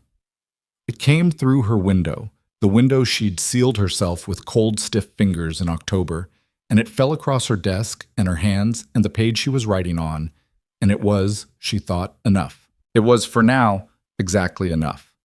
She wrote until the room was warm. She wrote until she had a full week of lessons planned, and a list of what each child needed most, and a rough calendar of where she hoped to have them all by spring. She wrote without stopping, and the fire did its work, and Iron Ridge lay quiet in the snow outside, waiting for whatever came next. So was she. December moved through Iron Ridge at the pace of deep winter, slow and heavy and certain of itself. School resumed the Monday after the blizzard with 20 students instead of 22, the Garrett boys absent for 3 days while Silas dug out the collapsed section of his barn roof. Clara sent Tom home with a reading assignment written in her own hand, specific, achievable, the kind that could be done by lamplight after the animals were settled. And when he returned Thursday morning, he had done it, and he showed her without being asked, setting the paper on her desk before he took his seat with the casual indifference of someone who is proud of something and doesn't want you to notice how proud. She noticed. She said nothing. She put a small mark in her gradebook and moved on. The relationship between Clara and Rhett Mercer was, by December, a subject of considerable interest in Iron Ridge. Not because anything dramatic had occurred between them, nothing had, or nothing that could be reported with specificity, but because small towns have a particular sensitivity to the quality of the space between two people, and the space between Clara and Rhett had a quality that was difficult to ignore once you'd seen it. Mrs. Alderman saw it. Dora Lance at the saloon saw it. Pearl Dawson, who had become something approaching a friend in the way frontier women became friends, quickly, practically, with very little ceremony, saw it most clearly of all.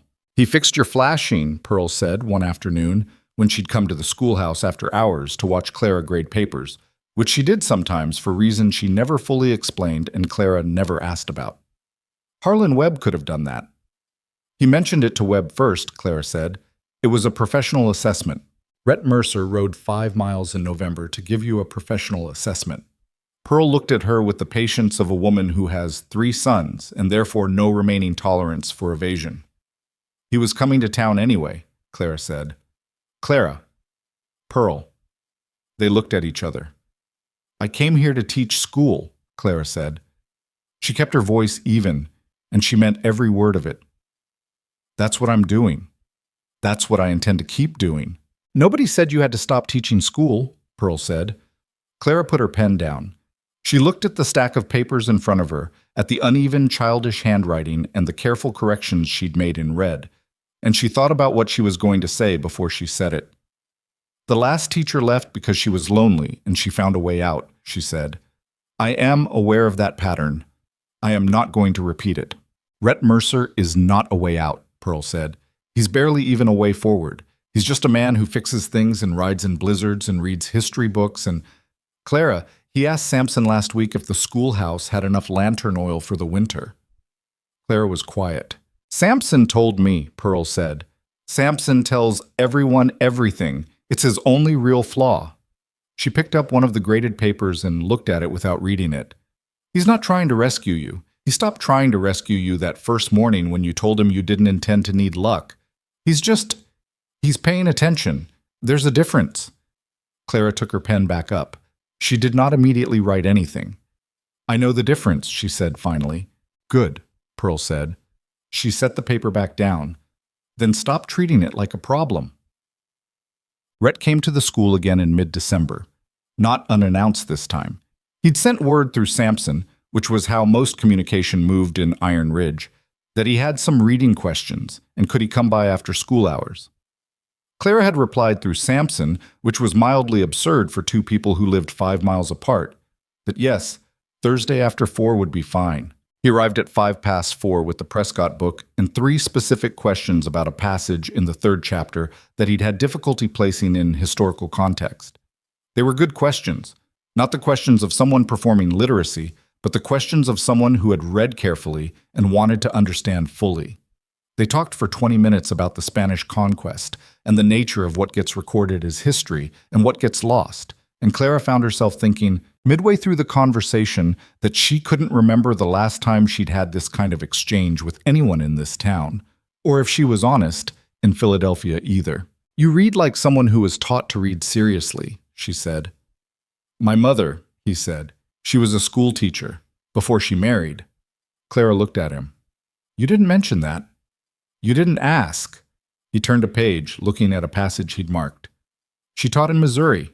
1-room school, 20-some students, all ages. She used to say it was the only job she ever did that mattered more after a hard year than after an easy one." Clara was quiet for a moment. "She sounds like she knew what she was doing." "She did." He closed the book. "She'd have liked this school." The way he said it, past tense, simple, without ornamentation, told her what she needed to know. She didn't ask how or when. She just let the statement exist in the room. "I'd like to have met her," Clara said. He looked at her then, and the expression on his face was one she hadn't seen before. Not the almost amusement, not the careful consideration, but something more open than either, something that seemed to cost him a small amount to show. "She would have had opinions about you," he said. "Strong ones. Good or bad?" "Both," he said. "In the right proportions." Clara smiled. He watched her do it this time without looking away. "Clara," he said. He had used her first name exactly once before, that first morning, half frozen in a field, before either of them had established the formality of surnames. Hearing it now was a different thing entirely. "Rhett," she said. He put the book on the desk between them.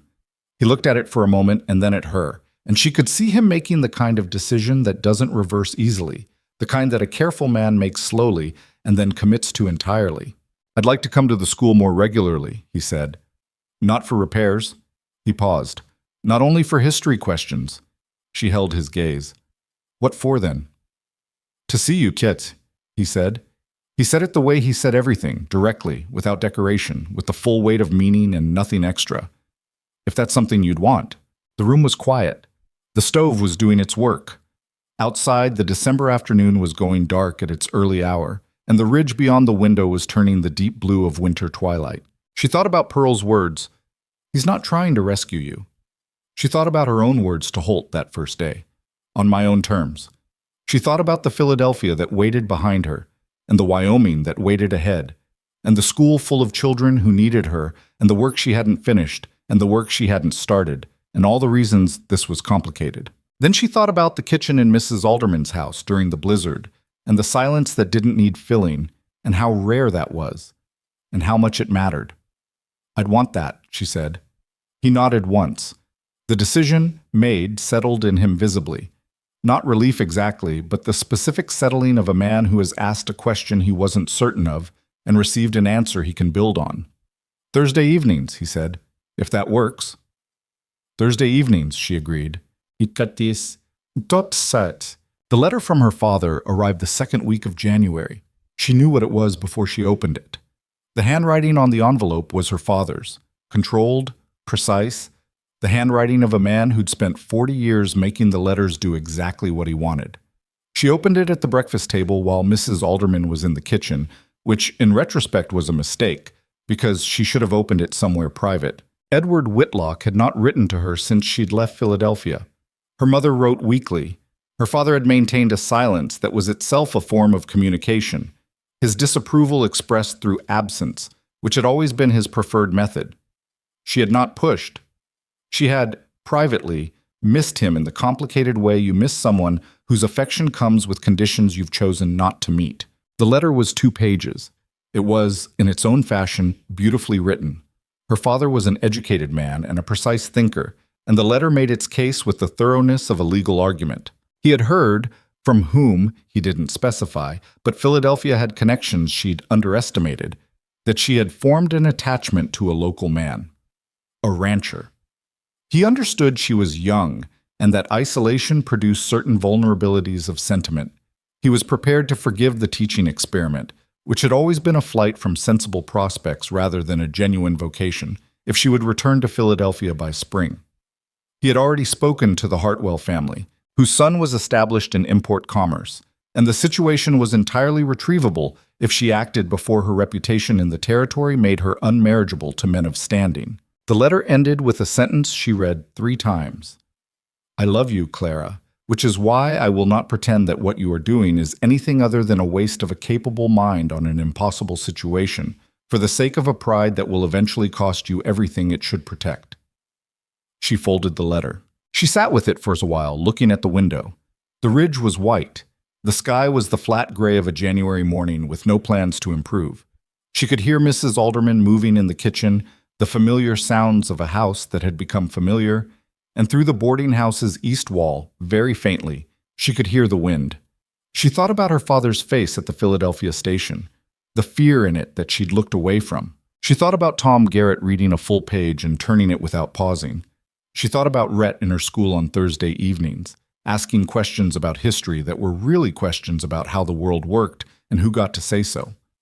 She took out her writing paper and wrote back the same day, which was probably too soon, and which she did anyway because sitting with it would not have changed what she was going to say. She wrote, Dear Father, thank you for your letter and for the love you say it contains. I believe it does, or I hope it does, because the alternative, that this is only about what you want, is something I find more painful to consider. I am not returning to Philadelphia in the spring or at any other time that is not my own choosing. I am a school teacher in Iron Ridge, Wyoming Territory, and I am good at it, and the children here are learning. And the school is standing and warm and full on most days, and that is not nothing. As for the attachment you've heard about, what you've heard is correct. He is a good man, and he is honest, and he has never once suggested that what I do matters less than who he is. I cannot say the same for the Hartwell's son. I love you, Father. I am also not coming home. She sealed it and put it with the outgoing mail and did not think about it again that morning because she had lessons to prepare and a school to open and 20 students arriving at 8 o'clock. She thought about it at lunch. She thought about it that evening, sitting at her desk in the boarding house room, and she felt the loss of her father's approval with the specific weight that losses like that carry. Not sharp, not dramatic, but solid and persistent, like a stone in a boot that you've decided to keep walking on. She was not sorry for what she'd written. She was sorry that writing it had been necessary. There was a difference. She was learning, out here, that most hard things had a difference inside them, a line between the grief of doing the right thing and the grief of doing the wrong one, and that knowing which side of the line you were standing on didn't make the grief less, but it did make it navigable. The town knew about Clara and Rhett before she had used any language with herself to describe what they were. This was the nature of a place where 300 people shared a valley and a winter and a limited supply of things to talk about. Mildred Fitch, wife of the general store owner, was the first to say something to Clara directly. She stopped her on the main street one Saturday in late January, her 3 daughters trailing behind her like questions in ascending order of size, and she said, with the precision of a woman who has rehearsed her concern, I hope you understand, Miss Whitlock, that whatever your personal situation, this town expects its schoolteacher to conduct herself in a way that reflects the standards we'd want our children to see. Clara looked at her. She was aware of the 3 daughters watching. The oldest, Nora, who was 12 and one of Clara's better students, had the expression of someone who wishes she were elsewhere. Mrs. Fitch, Clara said, I have conducted myself in every way that my own standards require, which are quite high. Rhett Mercer has come to the school on Thursday evenings to discuss history and literature. We have had exactly 3 conversations that did not take place in the school or in front of other people, all of which occurred during the blizzard with Mrs. Alderman present. She paused. If any of that troubles you, I'd encourage you to examine what specifically you're troubled by. Mrs. Fitch blinked. She had not expected to be examined back. I simply think, she started. Your daughters are excellent students, Clara said. Nora especially has a gift for mathematics that I intend to develop as far as this school can take it. I'd hate for any misunderstanding about my personal life to interfere with that. Nora looked at Clara with an expression of pure gratitude that her mother couldn't see from behind. Mrs. Fitch collected herself. "I didn't mean to imply—" "I know," Clara said, which was not entirely true. "Good morning, Mrs. Fitch, girls." She walked on. Her hands were not entirely steady, which she discovered when she reached the schoolhouse and tried to unlock the door. She was angry, and she knew the anger was partly legitimate. The presumption of Mildred Fitch's concern, the idea that her professional standing was contingent on meeting some unarticulated standard of personal behavior. And partly something else. Partly the recognition that this would not be the last conversation of this kind, that choosing Rhett Mercer in this place, publicly, was choosing a complication that would follow her into the classroom and into the street and into every interaction with parents who'd already had their doubts. She unlocked the door and went inside and built the fire. She had chosen to be here. She had chosen Rhett, or she was choosing him, and that was a different kind of choice from the choice to be here. Quieter, more vulnerable, made in kitchen light during a blizzard rather than in the clear-eyed morning of a decision she'd had months to make. But she did not regret it. She was just going to have to be twice as good at her job, which, she thought, was fine. She had always done better with something to prove. Rhett found out about Mildred Fitch from Sampson because everything found out through Sampson, and he came to the school that Thursday with a quality of contained anger she hadn't seen in him before. Controlled, as everything in him was controlled, but present. "You don't have to defend yourself to Mildred Fitch," he said.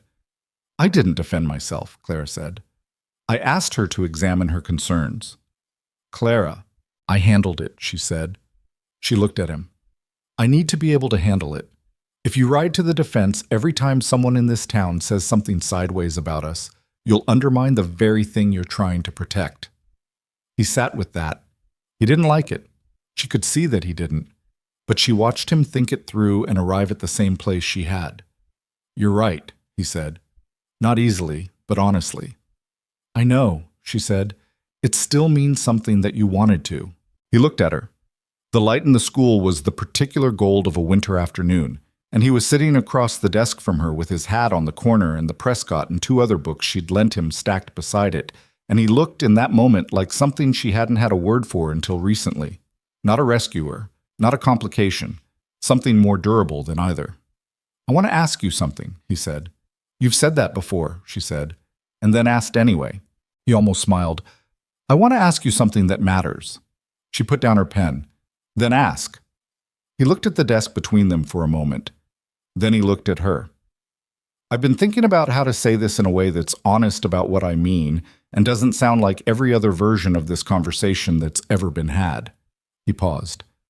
"I don't have a better speech than that." "Good," she said. "I distrust better speeches." "I'm not asking you to stop teaching," he said.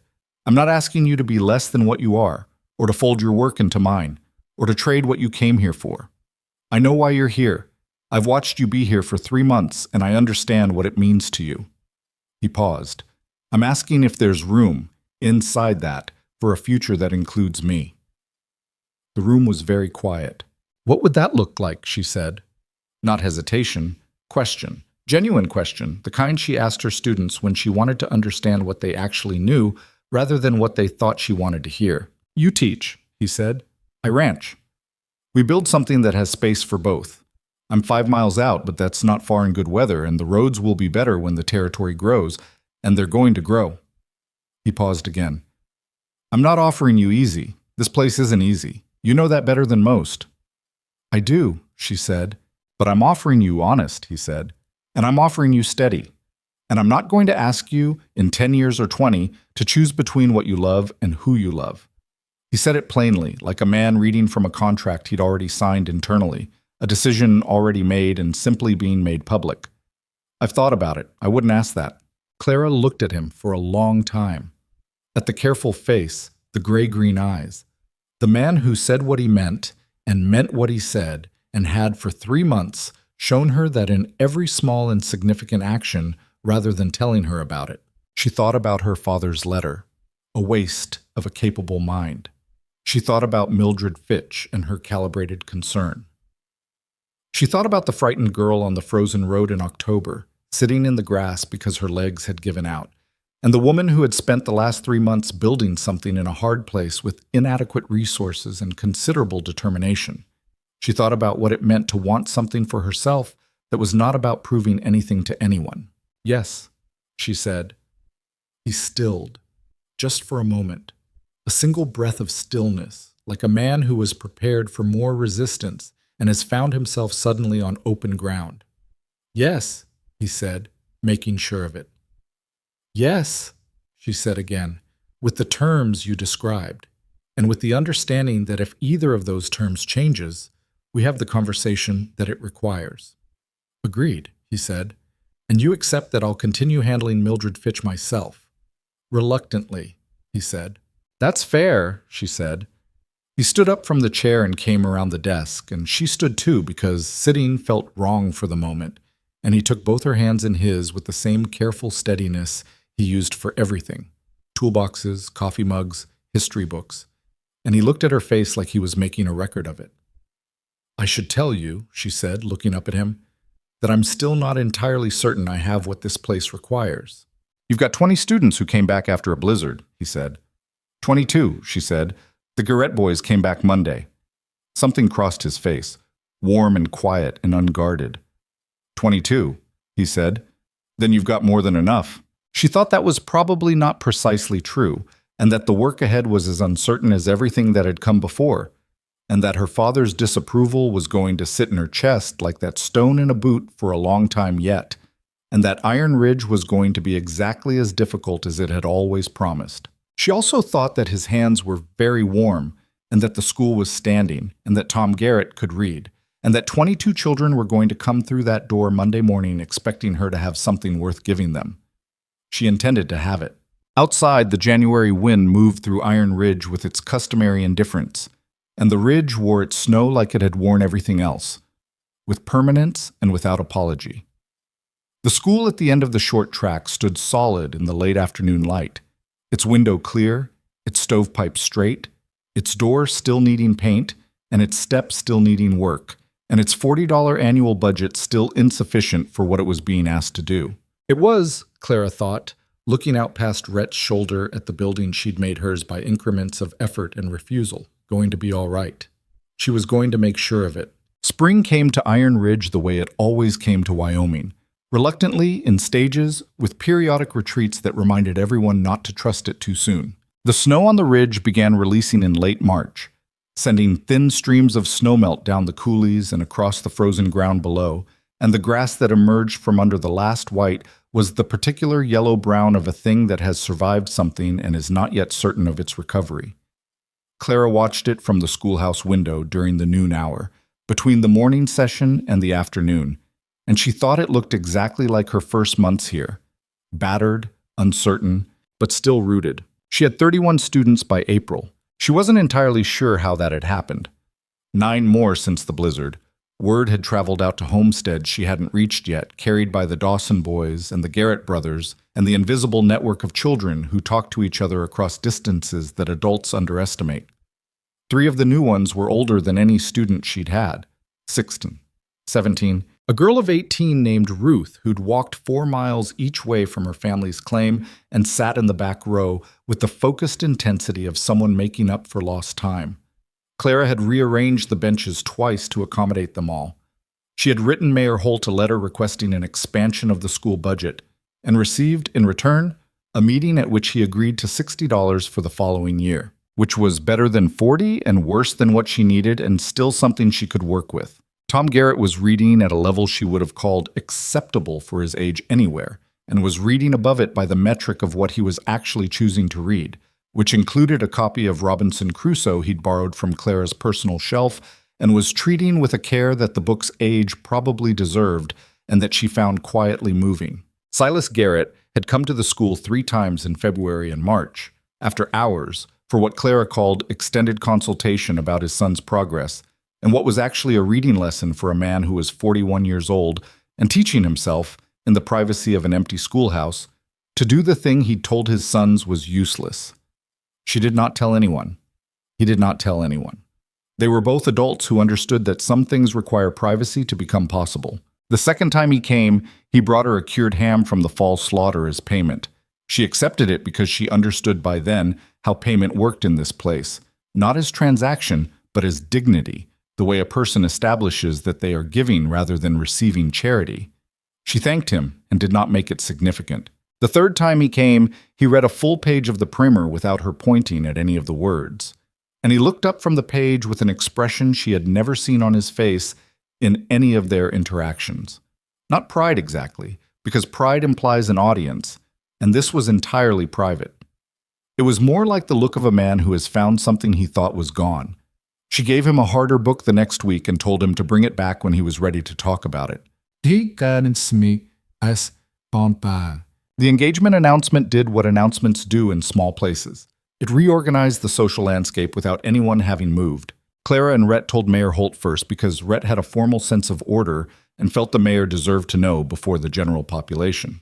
Holt shook Rhett's hand and then, with the slightly surprised sincerity of a man adjusting his expectations, shook Clara's hand as well and said he was very glad she intended to stay, which she took as the most genuine compliment she'd received from him. The rest of the town found out from Sampson, as was traditional. Mrs. Alderman said, without looking up from her knitting, "Well, it took you both long enough." Clara chose to accept this as a benediction. Pearl Dawson said, "Finally," with the emphasis that 3 syllables could carry when wielded by a woman who had been watching 2 stubborn people navigate toward each other for 5 months. Dora Lance at the saloon sent over a bottle of very good whiskey and a note that said simply "about time," which Clara suspected was more warmth from Dora than most people received in a year. The complications announced themselves alongside the congratulations, because that was also how things worked. Mildred Fitch did not say anything to Clara directly. The exchange in January had apparently established a certain distance, but the general sentiment that circulated through the town's more conservative households was that Clara would now naturally leave the school after the wedding. That this was the presumed trajectory. That teaching was what an unmarried woman did while waiting for the appropriate resolution of her situation, and that the appropriate resolution had now been reached. Clara heard about this presumption the way she heard about most things, through Mrs. Alderman and Pearl and the reliable intelligence of Sampson, and she addressed it with the directness that she had learned over a winter in Iron Ridge was the only language that this particular kind of presumption understood. She went to the next town council meeting, which she had not previously attended, and she sat in the chair that was not provided for her because she brought her own from the waiting area, and she waited until the routine business was finished, and then she said, into the pause before adjournment, "I'd like to address a misconception." Gerald Holt looked at her with the expression of a man who has learned over several months to brace himself when Clara Whitlock uses the word address. "There appears to be a belief that I'll be leaving the school after my marriage," she said. She looked around the room. 7 council members, 3 of them she knew well enough by now to read their faces, 4 of whom were doing the careful neutrality of men who have opinions they haven't decided whether to share. "I want to be clear. I have no such intention. I came to Iron Ridge to teach school. I am teaching school. I will continue teaching school. My marriage will change my name and my address. It will not change my vocation." She paused. "If anyone has concerns about that, I'd prefer they state them directly, rather than letting the presumption continue to circulate and undermine both the school and my students." The room was quiet. One of the council members, a cattleman named Arbuckle, who had daughters in the school and who Clara had pegged in the first month as a man of more sense than he initially appeared, said, "Nobody here wants to lose a good teacher." "Good," Clara said. "Then we understand each other." She picked up her notes and left. Rhett was waiting outside. She had not told him she was going to the meeting. She stopped on the plank sidewalk and looked at him. "You knew I was in there," she said. "Sampson told me," he said. "Of course he did." "I wasn't going to come in," he said. He was leaning against the post with his hat brim level and his expression entirely neutral, which was the expression he wore when he was being deliberate about not having an expression. "I just wanted to be here when you came out." She looked at him for a moment. This man who had learned over a winter exactly where the line was between support and interference, and who stayed behind it even when it cost him something to do so. "Arbuckle said no one wants to lose a good teacher," she said. "Arbuckle's got sense," Rhett said. "He does," she said. She came to stand beside him, and they looked at the main street of Iron Ridge in the spring evening light, the ridge behind the town still white on its upper reaches, the valley below it beginning, slowly, to green. "My father wrote again." Rhett was quiet. "He didn't repeat the offer," she said. He said he hoped I knew what I was doing." She paused. "That's progress from him, in a sideways direction, but progress." "Are you going to write back?" "I wrote back the same day," she said. "I told him the school now has 31 students and the stovepipe works, and I'm going to marry a man who reads Prescott and asks good questions about the Spanish conquest." She paused. "I also told him the children here need what I can give them, and that I wasn't willing to make that smaller for the sake of what he'd imagined for me." Rhett looked at her. "How'd you end it?" "I told him I loved him," she said, "because I do. Even when he makes it difficult." She looked at the street. "I don't know if he'll come around, but I stopped waiting for his permission to live this life 6 months ago. The letter was just making it official." He put his hand over hers where it rested on the post. Not a dramatic gesture, just the specific warmth of a person who is there, who intends to keep being there, who knows the difference between fixing something and simply standing beside it. "You did good in there," he said.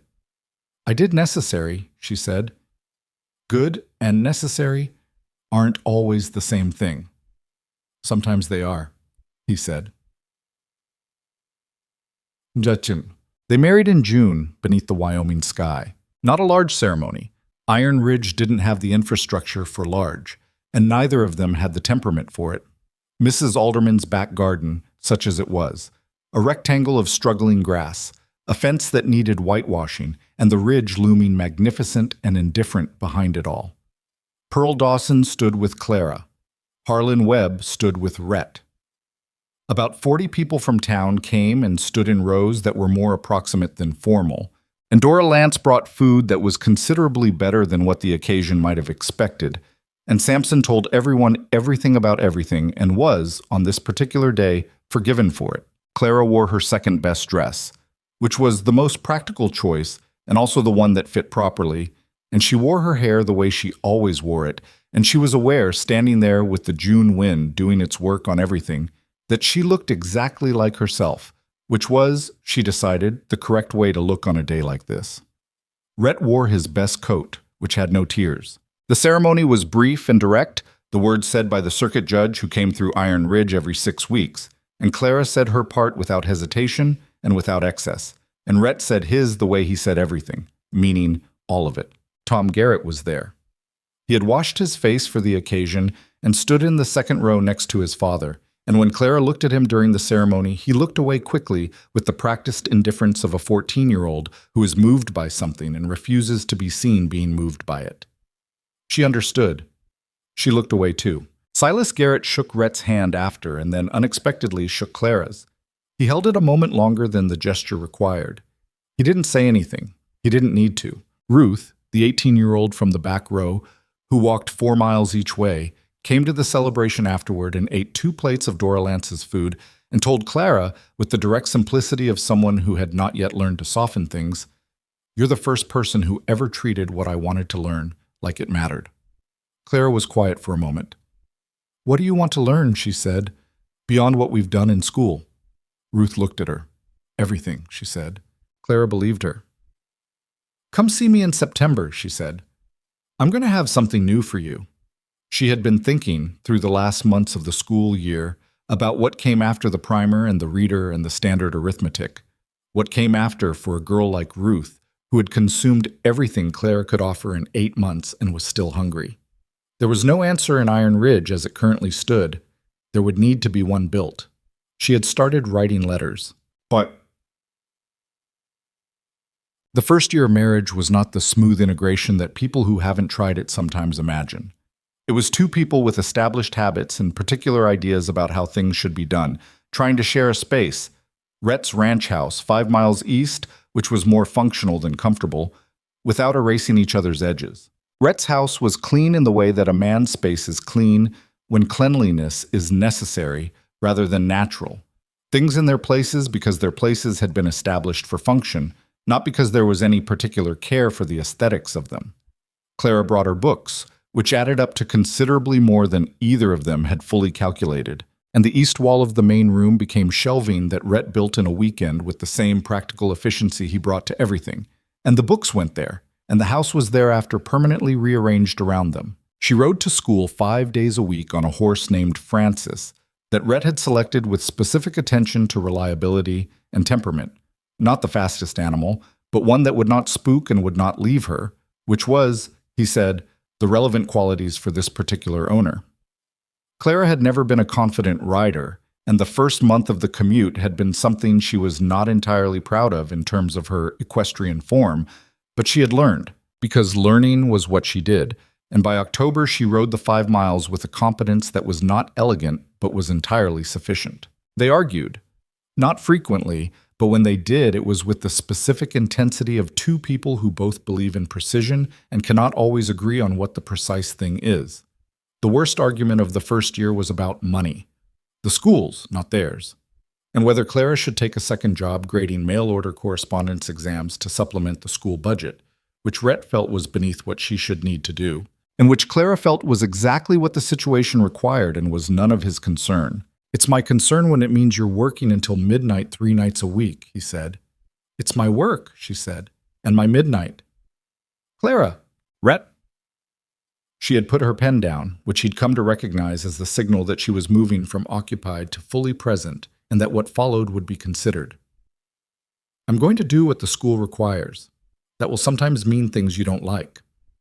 I need to know that you understand that, because I told you at the beginning that this was the arrangement, and if it has become not the arrangement, then we need to know that now." He sat with that for a long time. "I understand it," he said finally. "I don't have to like it." "No," she said, "you don't." She picked up her pen. "But I need you to stay in your own lane when I'm deciding how to handle my work. The same way I stay in mine when you're making ranch decisions, I'd do differently." "You've never said anything about my ranch decisions." "I have opinions about the fence line on the north pasture," she said. "I've kept them to myself." He looked at her. "What opinions?" "Irrelevant," she said. "The point stands." He was quiet. Then he said, "You're right. I'll stay out of it. Thank you. Tell me about the fence line." She almost put the pen down again. She kept it up. "Later," she said. "I have 3 more exams." He went to the kitchen and made coffee and brought her a cup without being asked, and said nothing else about it. And that was, she thought, what a good marriage actually looked like in its ordinary hours. Not the grand gestures, but the cup of coffee brought, and the argument genuinely resolved, and the return to the same room without lingering damage. It wasn't perfect. It was something better than that. It was real. The territory grew around them the way territories grow, unevenly, with setbacks and surges, with the kinds of change that are only visible in retrospect. The school grew with it. By the 3rd year, Clara had 43 students and an assistant, a young woman named Helen, barely 20, who had come to Iron Ridge with her brother's family and who had shown up at the school one afternoon with a letter of introduction from her former teacher in Nebraska, and a nervousness so visible it was almost audible. Clara had hired her the same week, and spent the following months discovering that Helen was one of those rare people who had a natural gift for the youngest students, the 6- and 7-year-olds who needed patience and repetition, and someone who could find 17 different ways to explain the same thing without losing her own mind in the process. Between them, they could reach children Clara couldn't have reached alone. Ruth had not simply come back in September. She had become, in the years that followed, something Clara hadn't planned for and was glad of. A student who became a colleague, who became a force. She had gone to a teaching college in Laramie on a letter of recommendation that Clara had spent 3 evenings writing, and she had come back 2 years later with a certificate and an appetite for the work that reminded Clara, sometimes uncomfortably, of her own first months. She started a small evening school for adults out of the saloon space that Dora Lance donated on Tuesdays and Thursdays, and Silas Garrett was among the first to enroll. And within a year there were 23 adults attending, and Iron Ridge had, almost without deciding to, become a place where learning happened at multiple levels and in multiple rooms at nearly every hour. Rhett said one evening, watching Clara write lesson plans at the kitchen table while a pot of something burned quietly on the stove. "You know you've changed this place." She looked up. "The pot." "I know." He went to deal with it. Over his shoulder. You know that, right? What you've built here. She considered the question while he rescued the pot. We've built something, she said. The town has. Ruth, Helen, Silas, in his way. You started it, he said. Someone would have, she said. Maybe, he said. But you did. He set the rescued pot on the table between them and sat across from her, and she looked at him. This man who was 50 things she hadn't expected when she'd looked up from a frozen field and seen a silhouette against a bruised sky, who was patient and stubborn and occasionally wrong and never dishonest, and who had built her a bookshelf without being asked and ridden through blizzards for 20 years and made good coffee after the first year of marriage because she had been clear about the original being unacceptable. Your mother would have had opinions, she said. He looked up from the pot. About what? About all of it. She gestured imprecisely at the table and the books on the east wall and the window facing east toward the ridge. About whether I was doing it right. Strong ones, he agreed. Good or bad? He looked at her the way he'd looked at her in the schoolhouse that first December, the honest looking, without agenda. Both, he said, in the right proportions. She smiled. The kitchen was warm and the stove was burning correctly now, and the ridge outside the window was doing what it always did, being enormous and permanent and indifferent, which she had long since stopped finding lonely and had come to find instead like the presence of something reliable. The kind of reliability that doesn't need to perform itself. None. The recognition came in the 7th year, and it arrived in a form that Clara had not anticipated, which was a formal letter from the Wyoming Territorial Board of Education, an organization she had written to twice in the preceding years, once to request supplemental funding and once to suggest a curriculum framework for multi-grade frontier schools, informing her that she had been appointed to an advisory committee for the expansion of public education across the territory. She read the letter twice at the kitchen table on a Tuesday morning. Rhett read it once over her shoulder and said, You should go. The committee meets in Cheyenne, she said, 4 times a year. I know where Cheyenne is, he said. The school? Helen and Ruth can manage the school for a week at a time, he said. You've been training them for 3 years. That's what training is for. He went to pour his coffee. Go. She went. The committee was composed of 9 people, 7 of whom were men who had opinions about frontier education that had been formed entirely in rooms like the one they were sitting in, without much contact with actual frontier classrooms. Clara sat through the first meeting with the patience of someone who has learned, over 7 years, that the first meeting is for listening, and she listened carefully, and she went back to the boarding house in Cheyenne that evening and wrote 4 pages of notes. The second meeting she spoke. She spoke for 12 minutes about the specific challenges of multi-grade instruction, about the relationship between school attendance and economic necessity in ranch families, about the particular needs of adult learners in communities where the first generation of education was happening simultaneously across multiple age groups. She spoke with the specificity of someone who knew exactly what she was talking about because she had been doing it every day for 7 years. And the room listened in the way rooms listen when a person is saying true things in a precise way. The committee chair, a man named Aldous Briggs, who had spent 20 years in territorial administration and had the weathered thoughtfulness of someone who has seen a great many well-intentioned things fail, said, after she finished, Mrs.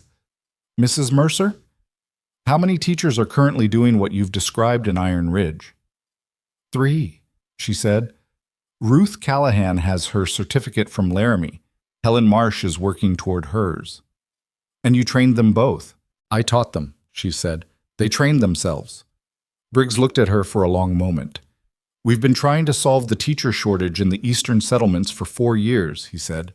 We've been recruiting from the east. It hasn't worked. The candidates don't stay. No, Clara said. They usually don't. You did? I was difficult to leave, she said. She meant the place. She was fairly certain he understood. What would it take, Briggs said carefully, to produce more teachers like the ones you've described? From within the territory? Clara had thought about this. She had thought about it for 3 years since the first time she'd watched Ruth teach a classroom of adults and understood that what Ruth was doing wasn't something she'd learned in Laramie.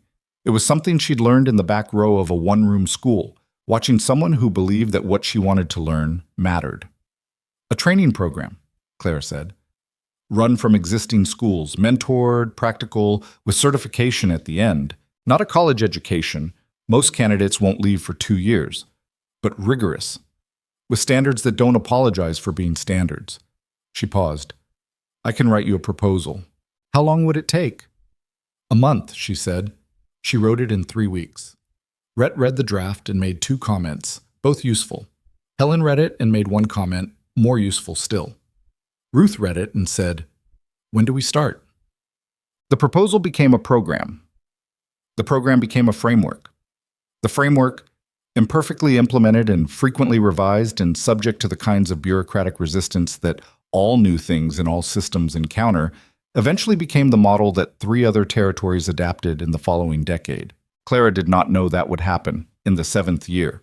She knew only what was in front of her. The school in Iron Ridge, the students who were no longer only children, the teachers she had trained, the adults who came to Ruth's evening sessions, the territory that was changing around all of them in ways that no one controlled and everyone was part of. She and Rhett lost a child in the 3rd year. A boy, born too early, who did not survive the week. It was the hardest thing, and she did not have language for it that felt sufficient, and she did not try to find it. Rhett sat in the barn for 2 evenings, and then came back in and said nothing about it, because he was a man who processed grief in private, and she had learned by then not to mistake privacy for absence. She cried on Pearl's kitchen floor and then got up and washed her face and went back to school the following Monday, because the children came whether she was ready or not, and being there for them was the thing she could control when too many other things weren't.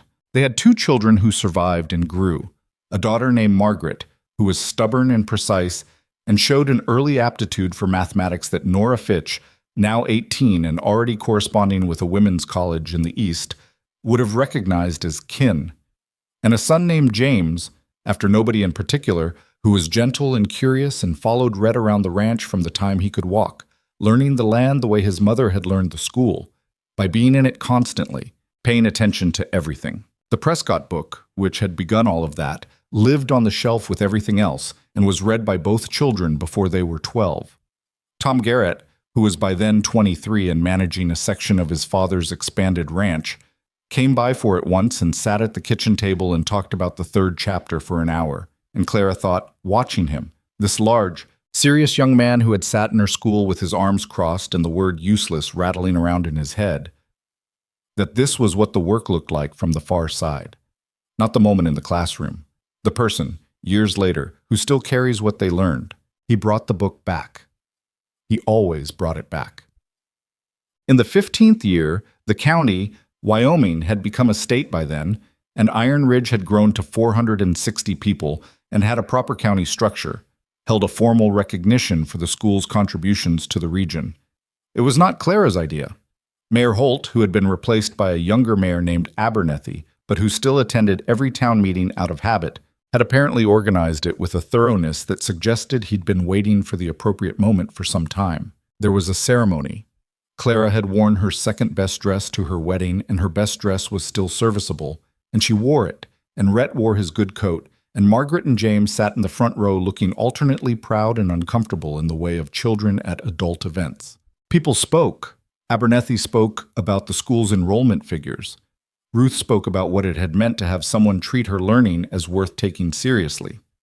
Silas Garrett, who was 60 now and moved slowly but had the reading level of a man who had spent 15 years making up for lost time, stood up without being on the program and said, in the direct way of a man who had learned to mean what he said, "My sons can read, and my grandchildren will read.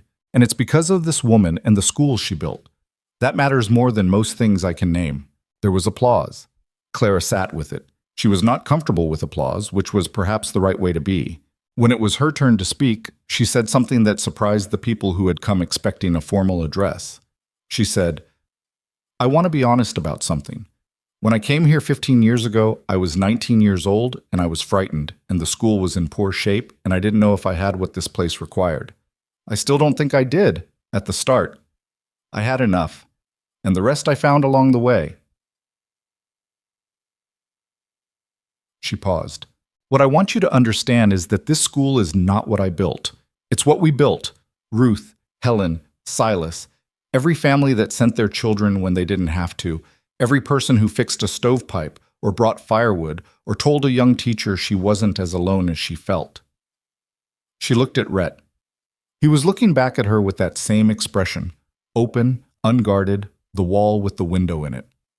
The territory asked something of all of us. We answered as well as we could. That's all any of it was. She sat down. Rhett reached over and put his hand on hers, and she let him, and the room was warm, and outside the Wyoming sky was doing what it always did, going on without commentary in every direction, enormous and honest and entirely itself. That night, driving home in the dark, with Margaret asleep against her shoulder and James making the small restless movements of a boy who can't quite bring himself to sleep, Clara looked at the ridge above the valley. The state had changed. The town had changed. The school had changed everything around it in ways she couldn't fully trace. And she had changed too. Was not the 19-year-old who had sat in a frozen field and waited for something to come and find her, was not even the woman who had stood in that school on the first Monday and addressed 22 uncertain children in a cold room. She was someone built from all of those versions, none of them discarded, all of them still present in the way that past selves are present, informing the current one, sometimes arguing with it, occasionally offering something useful from the distance of experience. She thought about what her father had written in a letter that arrived the 4th year.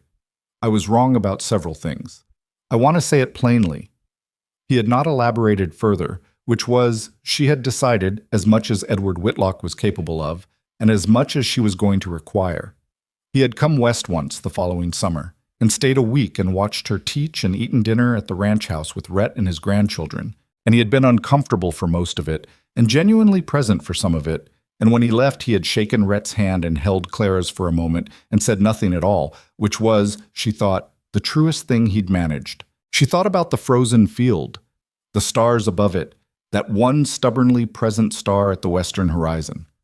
The way she'd picked it and then watched it go. She thought about what had come after, all of it, the stovepipe and the window glass, and the putty knife, and Tom Garrett's arms crossed in the back row, and Silas Garrett's face over a page he'd read without help, and Ruth standing in front of 40 adults in a saloon on a Tuesday night, making learning feel like something you were allowed to want. She thought about a kitchen in a blizzard, and a silence that didn't need filling, and a man who asked one question and meant it completely. She looked at Rhett, who was watching the road with the steady attention he brought to all roads, all weather, all terrain. He felt her looking and glanced across, and in the dark of the wagon she could see the outline of his face, familiar now in the specific way of a person you have lived beside and argued with and built something real with. And he raised an eyebrow, which meant what? And she shook her head, which meant nothing. And both of those were true, and neither was the full story. The full story was everything that had happened between a stage road in October and this particular dark. And it didn't need saying because they were both already inside it. Margaret shifted against her shoulder and sighed the deep sigh of a sleeping child. And Clara adjusted her arm to hold her more securely, and the wagon moved through the Wyoming night toward home. And the ridge was there as always, enormous and permanent and entirely indifferent. And the stars were out in the way they were out here. Too many to count, pressing down from a sky with no limits. She had come to a hard place frightened and determined, carrying books and not enough certainty, and she had built something in it that would outlast her. Not perfectly. Not without loss and argument and the ordinary failures of any life lived at full extension, but honestly and with the full weight of her attention and alongside people who had given the same. The frightened girl who had waited in the frozen field, watching a single star, had not disappeared. She was still there, still watching. She had just been joined over 15 years by everyone else, by the woman who sealed her own window in October cold, by the teacher who sat at the back of a territorial committee and said precise true things until the room listened, by the wife who argued about fence lines she'd kept opinions on for a year, by the mother who went back to school on a Monday because the children came whether she was ready or not. All of them the same person. None of them finished. That, she thought, was probably the right way to end up. The wagon rolled east through the dark, and the stars kept their positions, and Iron Ridge fell behind them, and home was 5 miles out and waiting, and the work would begin again tomorrow, and she was glad of it. She had always done better with something to do.